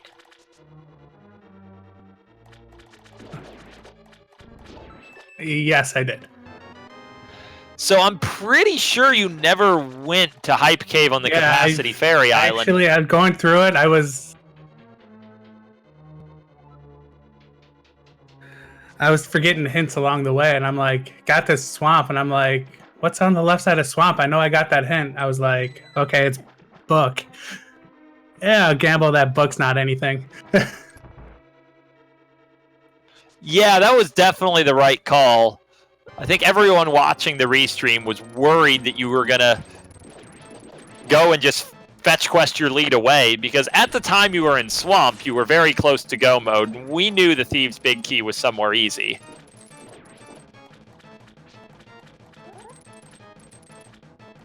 Yeah, I know. On my tracker, I only really have like a little bit left in like below Thieves Town, a couple of locations there. I did nothing really in Desert or Mire. But yeah, if you're curious what was in that Thieves Town or that Hype Cave you just didn't visit, that would have been your 4th sword. Oh, all right. No butter.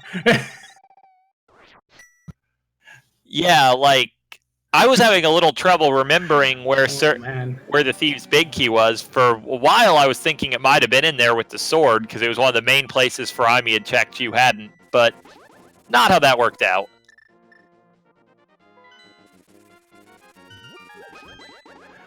Yeah, as soon as I found the red cane, I'm like, okay, what's my other crystal? What's my other pendant?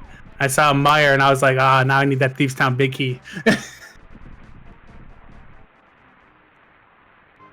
Yeah, but see, from our perspectives as viewers, it was a huge relief for your sake all these you were able to see that Mire was a pendant. Because that was another big divergence. When you both found Misery Mire, of course, Furaime had the very early red cane and you didn't. So he trudged his way down to Vitreous for a whole lot of nothing, whereas you were spared that time loss. Yeah. He even blindfolded the last pod small key from the pedestal.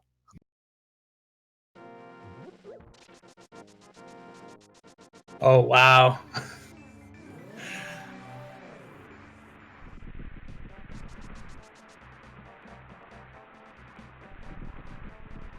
But yeah, to not focus too much on little things you might have done wrong, overall, your play was pretty good this seed.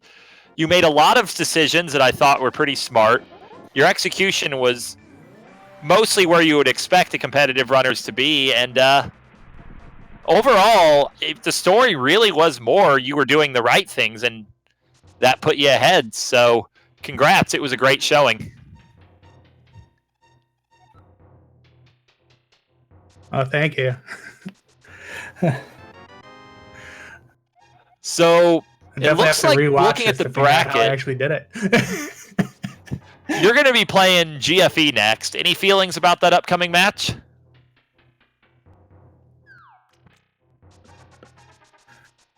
I'm just gonna prepare like I normally do and hope for good routing.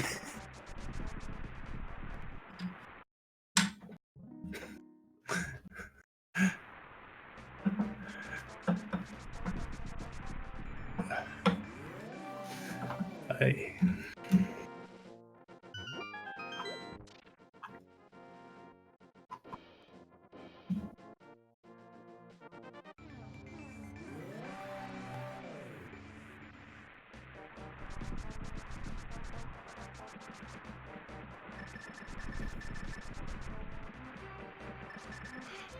But yeah, that was a fun match. It was great showing for you. Clearly a great result for you. You won by a lot.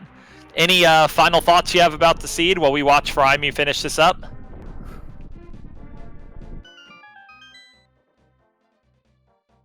I'm just gonna say, dipping Ganon's tower with boots and a hammer seems to work out.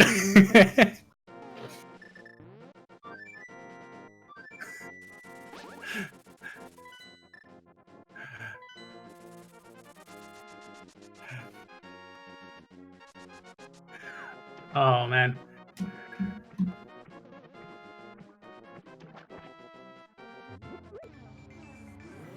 Let's see. I'd like to thank you for commentating, though.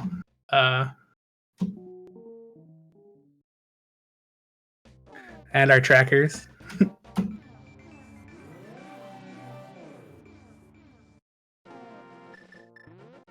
Well, I'm just glad I can help. But always good to show the trackers some love. And yeah, I have no recollection of where Meyer Shed was.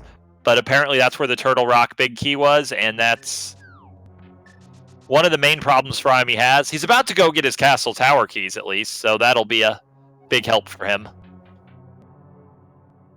Shoutouts to Nato actually. Oh, whoops, I'm not audible in Discord. Shoutouts to Nato actually tracking where the Maya Shed is, which is the cave south of Eastern Palace. So yeah, that's where Furaime still needs to go. And GT's not Oh it. man, the Flute 5 cave. I know Yeah. exactly how that happened too. So, you know, Furaime went to the eastern area early and found Desert as a connector at Eastern and took it, and it actually got Furaime a lot of good stuff. The early game routing was super interesting, with Matt getting a lot of value out of the early CAC area, but Furaime getting, you know, that Pearl and that Red Cane right away.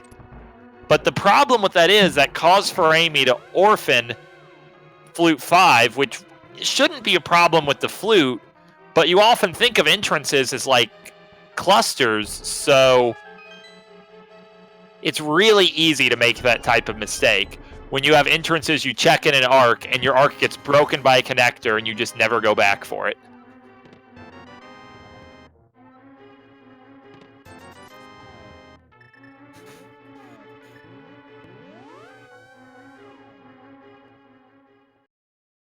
Yeah, I think I found the Desert at Eastern after I found the Flute, and I just fluted over to 5 right after that. Yeah, you found a different entrance of desert first anyway. As memory serves, you found the left entrance of desert as your first desert entrance, and that was the middle door at Eastern.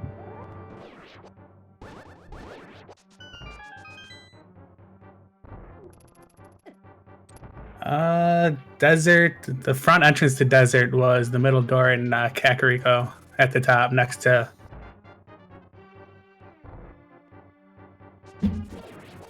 The Elder.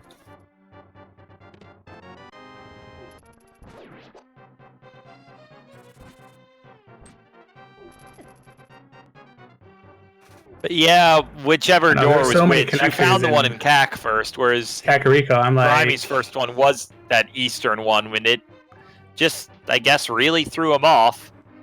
Of course, that's not the only factor in this race, because that... Having the Turtle Rock Big Key earlier wouldn't... It wouldn't have swung the race by itself. It just would have meant that Furaime would be done by now, probably.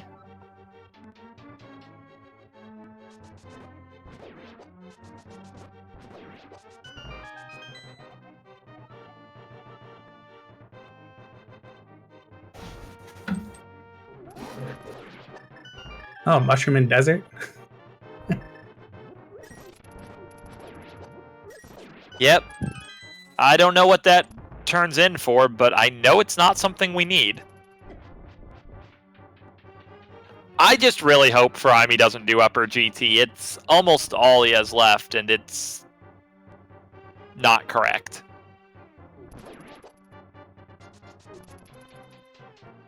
Yeah, there was a sword up there, but... Don't think he needs butter. I'm pretty sure this seed is ending approximately 4 minutes after the acquisition of the Turtle Rock Big Key.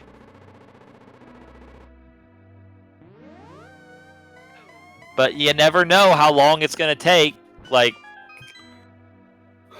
there's still plenty of checks to be made, I think, that are not going to have the correct item in them.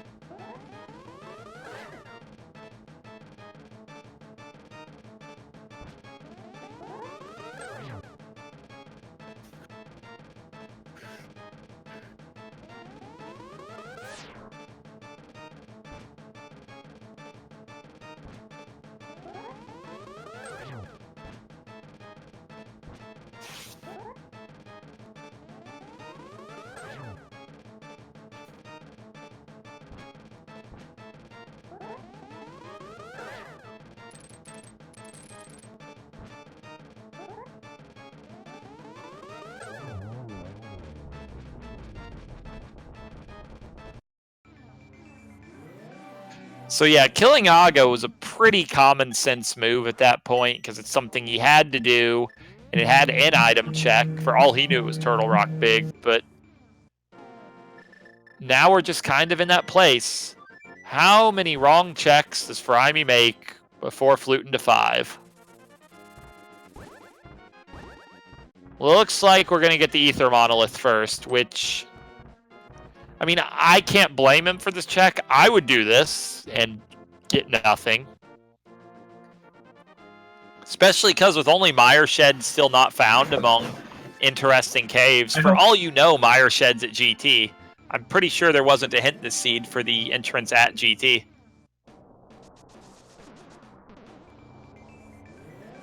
Yeah, I didn't see one for that.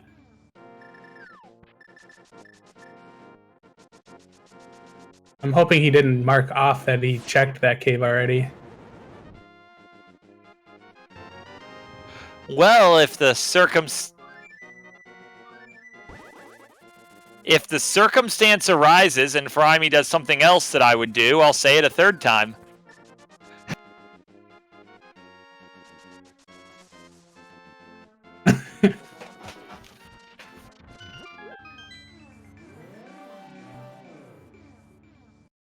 But yeah, like, realistically, the situation Furaime's in, it's pretty clear, given that we've seen much slower plays, like returning the Super Bomb, Flute 5's been forgotten. So we're going to see a full clear of the world, then probably a bit of a screen stare, and then poking around through places that have already been marked off the mental checklist until the correct answer is found.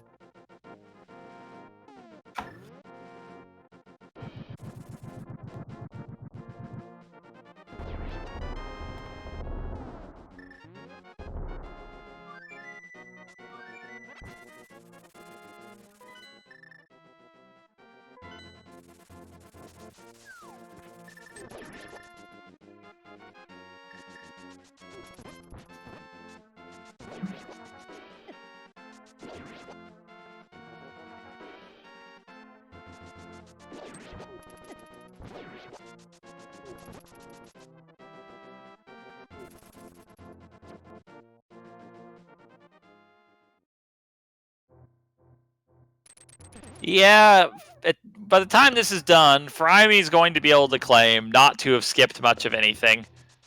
Because at this point, I don't see a way Furaime doesn't climb GT soon. It just seems like a really likely play. Not knowing that you haven't checked the entrance that actually has the answer, and knowing full well there's 4 items upstairs. And that'll be the gold sword and the magic bat. None of it'll pay off, but it'll move us closer toward running out of other answers.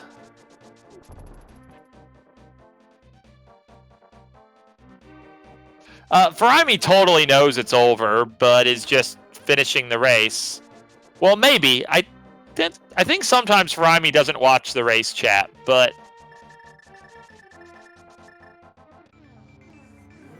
there's nothing wrong with finishing a race just because your opponent's already done. In fact, I'd say if it's generally reasonable for you, it's generally a good thing to do.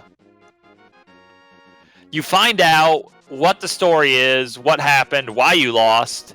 You get the practice, and everyone gets to see you run.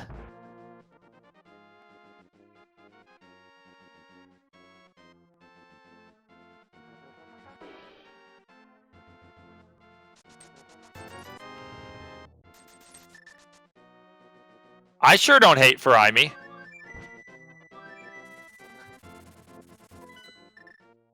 I think Furaime's a great player.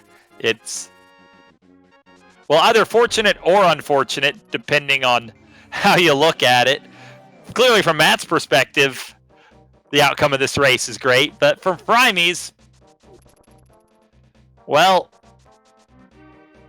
just didn't work out today.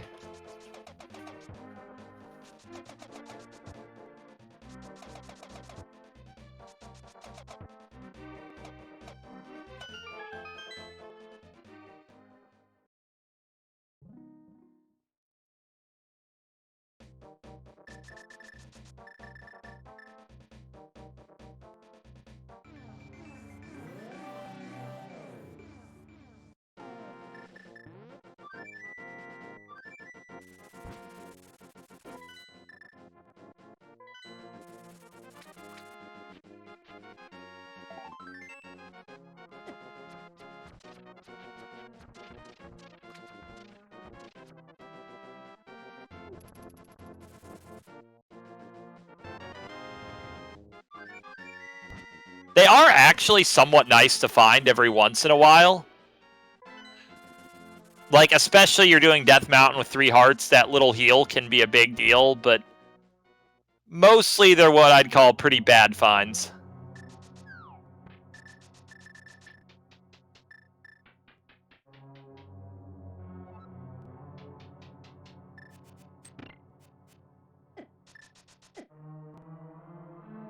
Yeah, I think we all knew this climb was coming. Like, because the correct answer is something that it's pretty clear Furaime doesn't know is a possibility. We're going to see every answer that Furaime does know is a possibility first. Furaime really didn't want to make the climb without another Ganon's Tower small key. We'll at least get a GT small key up here, so we don't have a risk of a climb double dip.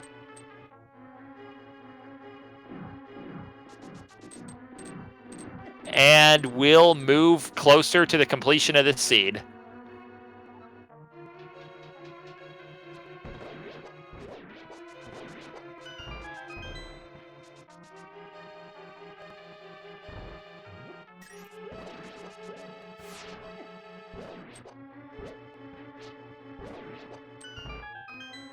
Well, clearing Aga 2 does lead to Magic Bat, which is a location that we, the viewers, haven't seen yet.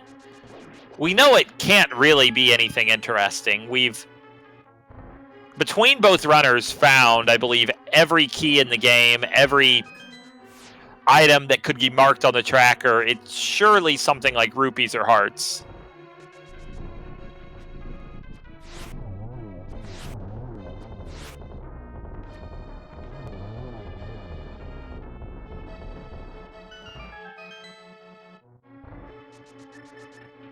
Judging by the health of both players, I would actually speculate it's probably a heart container. Not that that's going to be particularly helpful, but that's just my guess for what's there.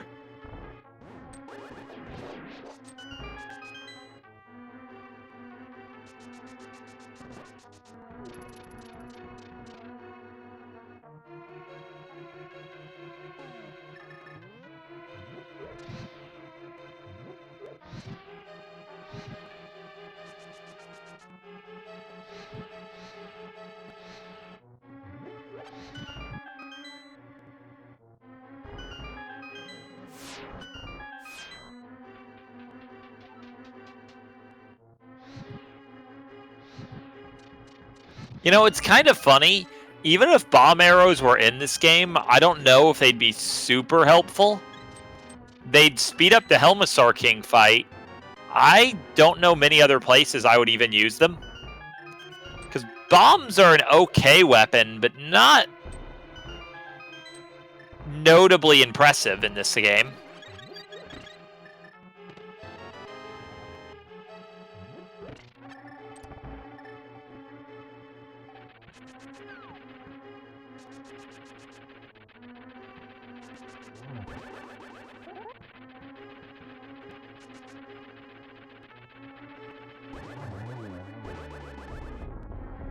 Well, I guess it depends on how they'd work. If hitting with him did the damage of both a bomb and an arrow added together, they'd be great for Vitreous.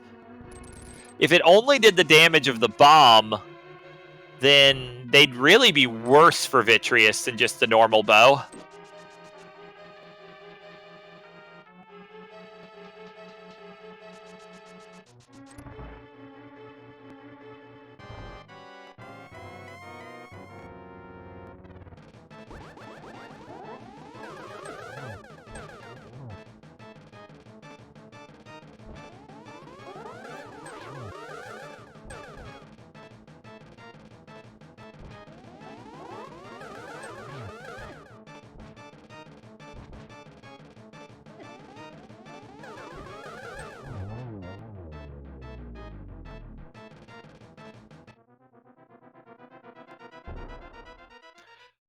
So yeah, we're going to get the Magic Bat check. I don't know that Furaime has checked the Bombos Monolith, so we could expect to see that.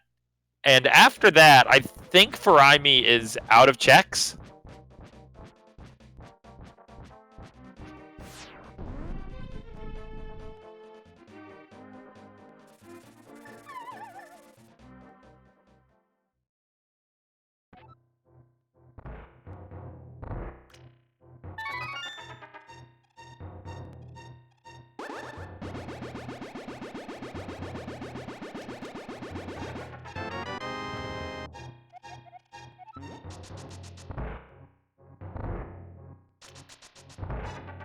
Okay, we were all wrong. It's the Ganon's Tower Compass.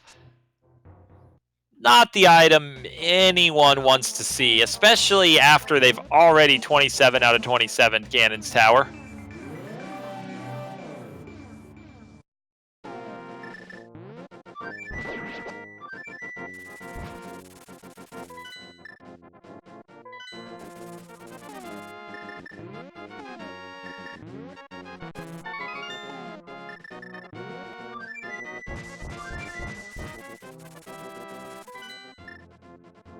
Maps and compasses have no logical relevance in entrance. The only value of finding them is whatever value you find in their actual functionality.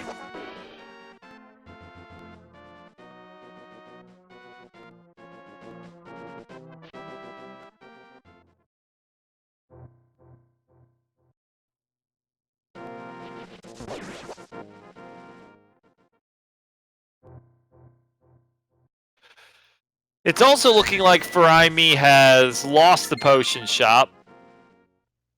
If Furaime goes rechecking all the entrances in the world looking for the potion shop, that could actually be beneficial, given that the potion...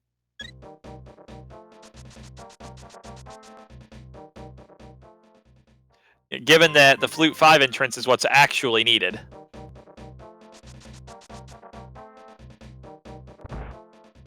So the two great fairies were side by side, but I certainly don't think that the fairy in the pyramid is usually associated with waterfalls.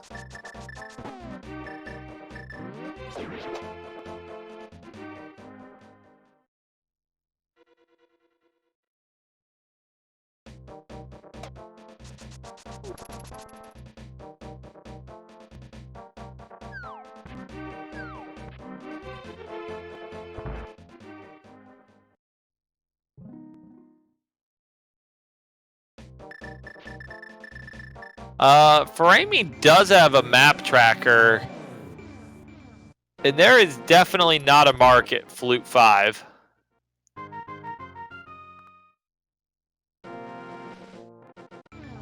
But I don't know, I haven't been watching it the whole race, so I don't know if there's usually marks at unchecked entrances or not. It might just be a tracker to note important finds.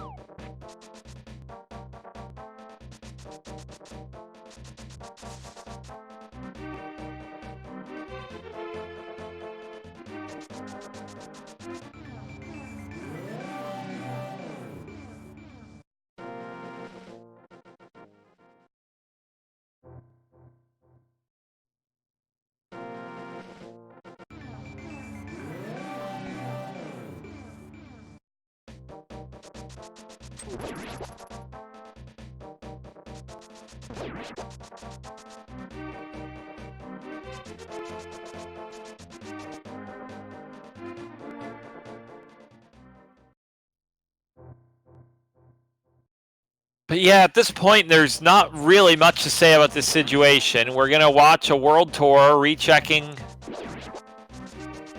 most of the entrances in the world. Let's commentate this like a world tour, eh? So this is the amazing side of Hyrule, South Shore. God damn it. They say in ages past, within this hollowed cave, a cane of Samaria was found. Ah, poor Furaime. Let's go. Let's flew to fly. No. No. Ah. It's actually quite sad to see, because you can tell that Furaime is getting really desperate here. Yeah, be like Jungle Cruise. Tour guides tell bad jokes.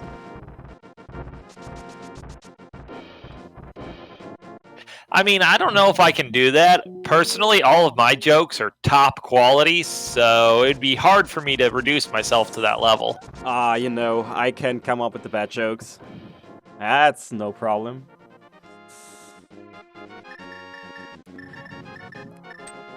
Ah, poor Furaime though.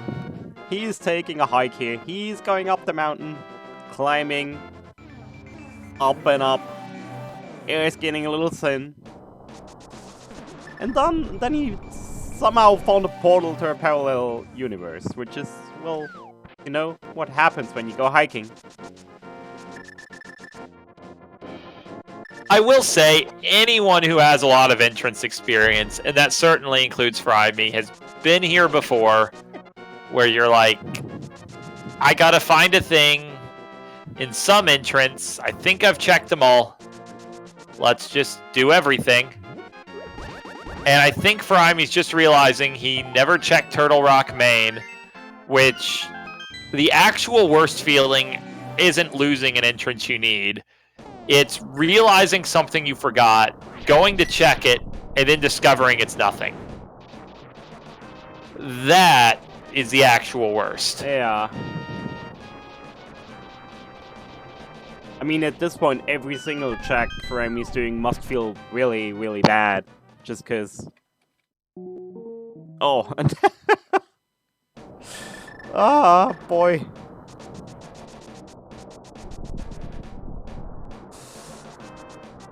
But yeah, like... I will say...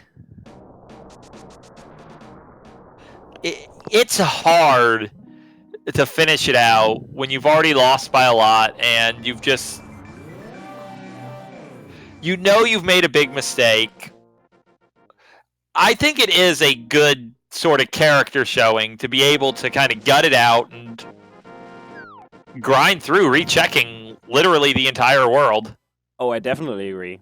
That's a big thing to me. Like, it's over 35 minutes since Matt finished.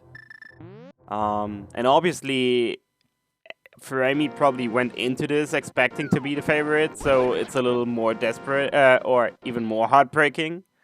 But yeah, still going for it. That takes a lot. I love it. Yeah, because I can guarantee that probably a majority of the field in this tournament There we go. would have forfeited by now. There we go. Wait. he was like, oh no, that's not the potion shop. Wait, have I been in there? Aww. There we go. No reaction whatsoever. Just instantly turn around and leave. Granted, I have known a particular type of player that would have played it out to that point and then would have forfeited because then it's academic. I've known a couple of people like that before. No rage slashes, no bombs. But yeah, shoutouts to Nado for actually remembering that entrance.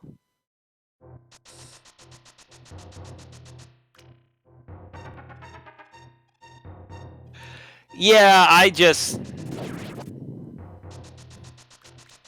When I'm doing commentary, I just kind of talk. I'll remember what I remember, and I'll forget what I don't, and hopefully it'll work out fine. It's a very seat-of-your-pants approach. The note-taking is a lot more responsible. So, Furaime will still easily finish sub 245, which, given the amount of backtracking they just did, is actually crazy.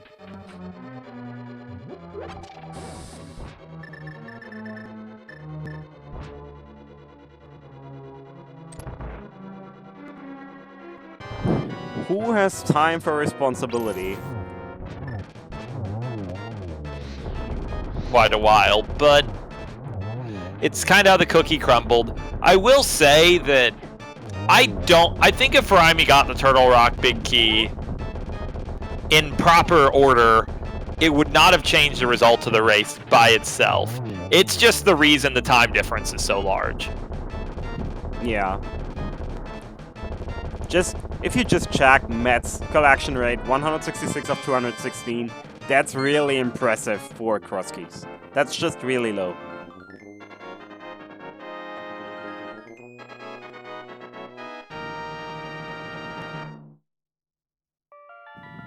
Because I feel like if...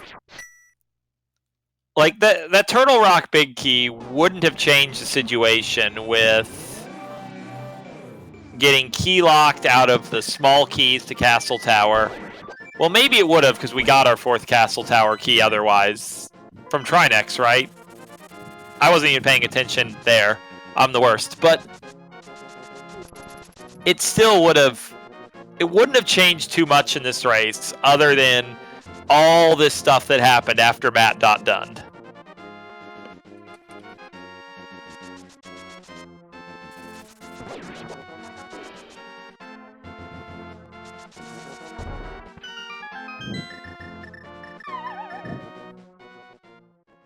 But yeah, Furaime's a Ganon with gold sword, 18 hearts, red mail, silver arrows, and a lot of pent-up frustrations. So I would expect Ganon to be very sore over the next couple minutes.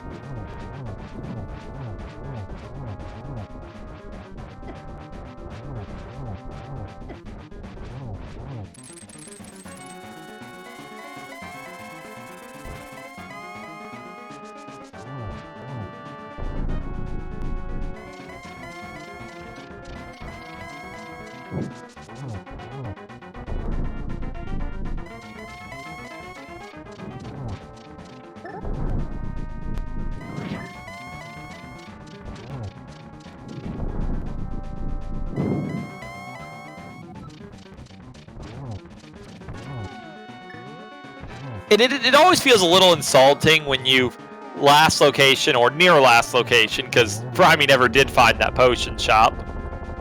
And then Ganon asks you, did you find the silver arrows? Yes, Ganon. Ask me what else I found. I found everything. Does that make you happy, Ganon? But yeah, GG's to Furaime. We finishing with an official time of 2 hours, 41 minutes, 16 seconds. Unfortunately for Furaime, this will be a bit of a drop to the losers bracket. Let me see if I can find what match we have looking here.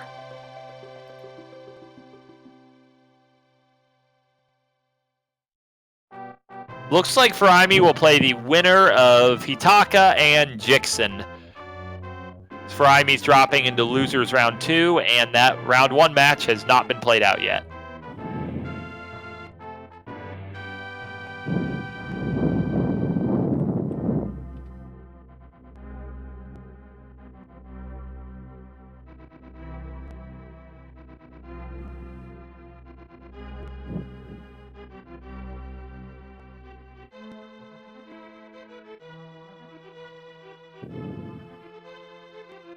Alright then, this marks the end of this game. Not sure if Furaime is joining us. Probably not. As I've heard. Come on, we know Furaime doesn't interview. Yeah, I still asked, because, you know, if not today.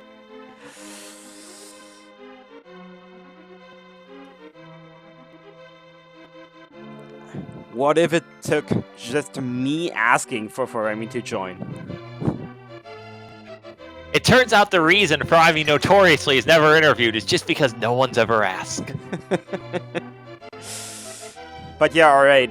This will mark the end of this race for now, and since it seems like AA, you will probably be joining the next race. I guess. Yeah, Waltier volunteered to jump in, but that might just mean I have help, which would be awfully nice in the old vocal cords, to not have to talk for 240 straight. Yeah. So we'll actually cut the stream here, and we'll be back in about 20 minutes. No, not even. In about 12 minutes for the countdown to the next game, which will be another match from round 2, in which will be Super Nintendo with Magnificent. AA and Walter will do the commentary there, and Darkwood and Splits Happen will do the tracking. I want to give a big shout out to Matt the Ogre and Furaime for putting up a great match. I want to give another great shout out to Fabrice Ninja and not Ray, to Samimasa and to Norinato for providing the tracking, and to Mr. AA himself for doing solo commentary all the time for this kind of notorious seed. So yeah. Thanks everyone for watching. And until then, for now, please check out the other race on ZSR2. And we'll be back in about 10 minutes. So catch you later.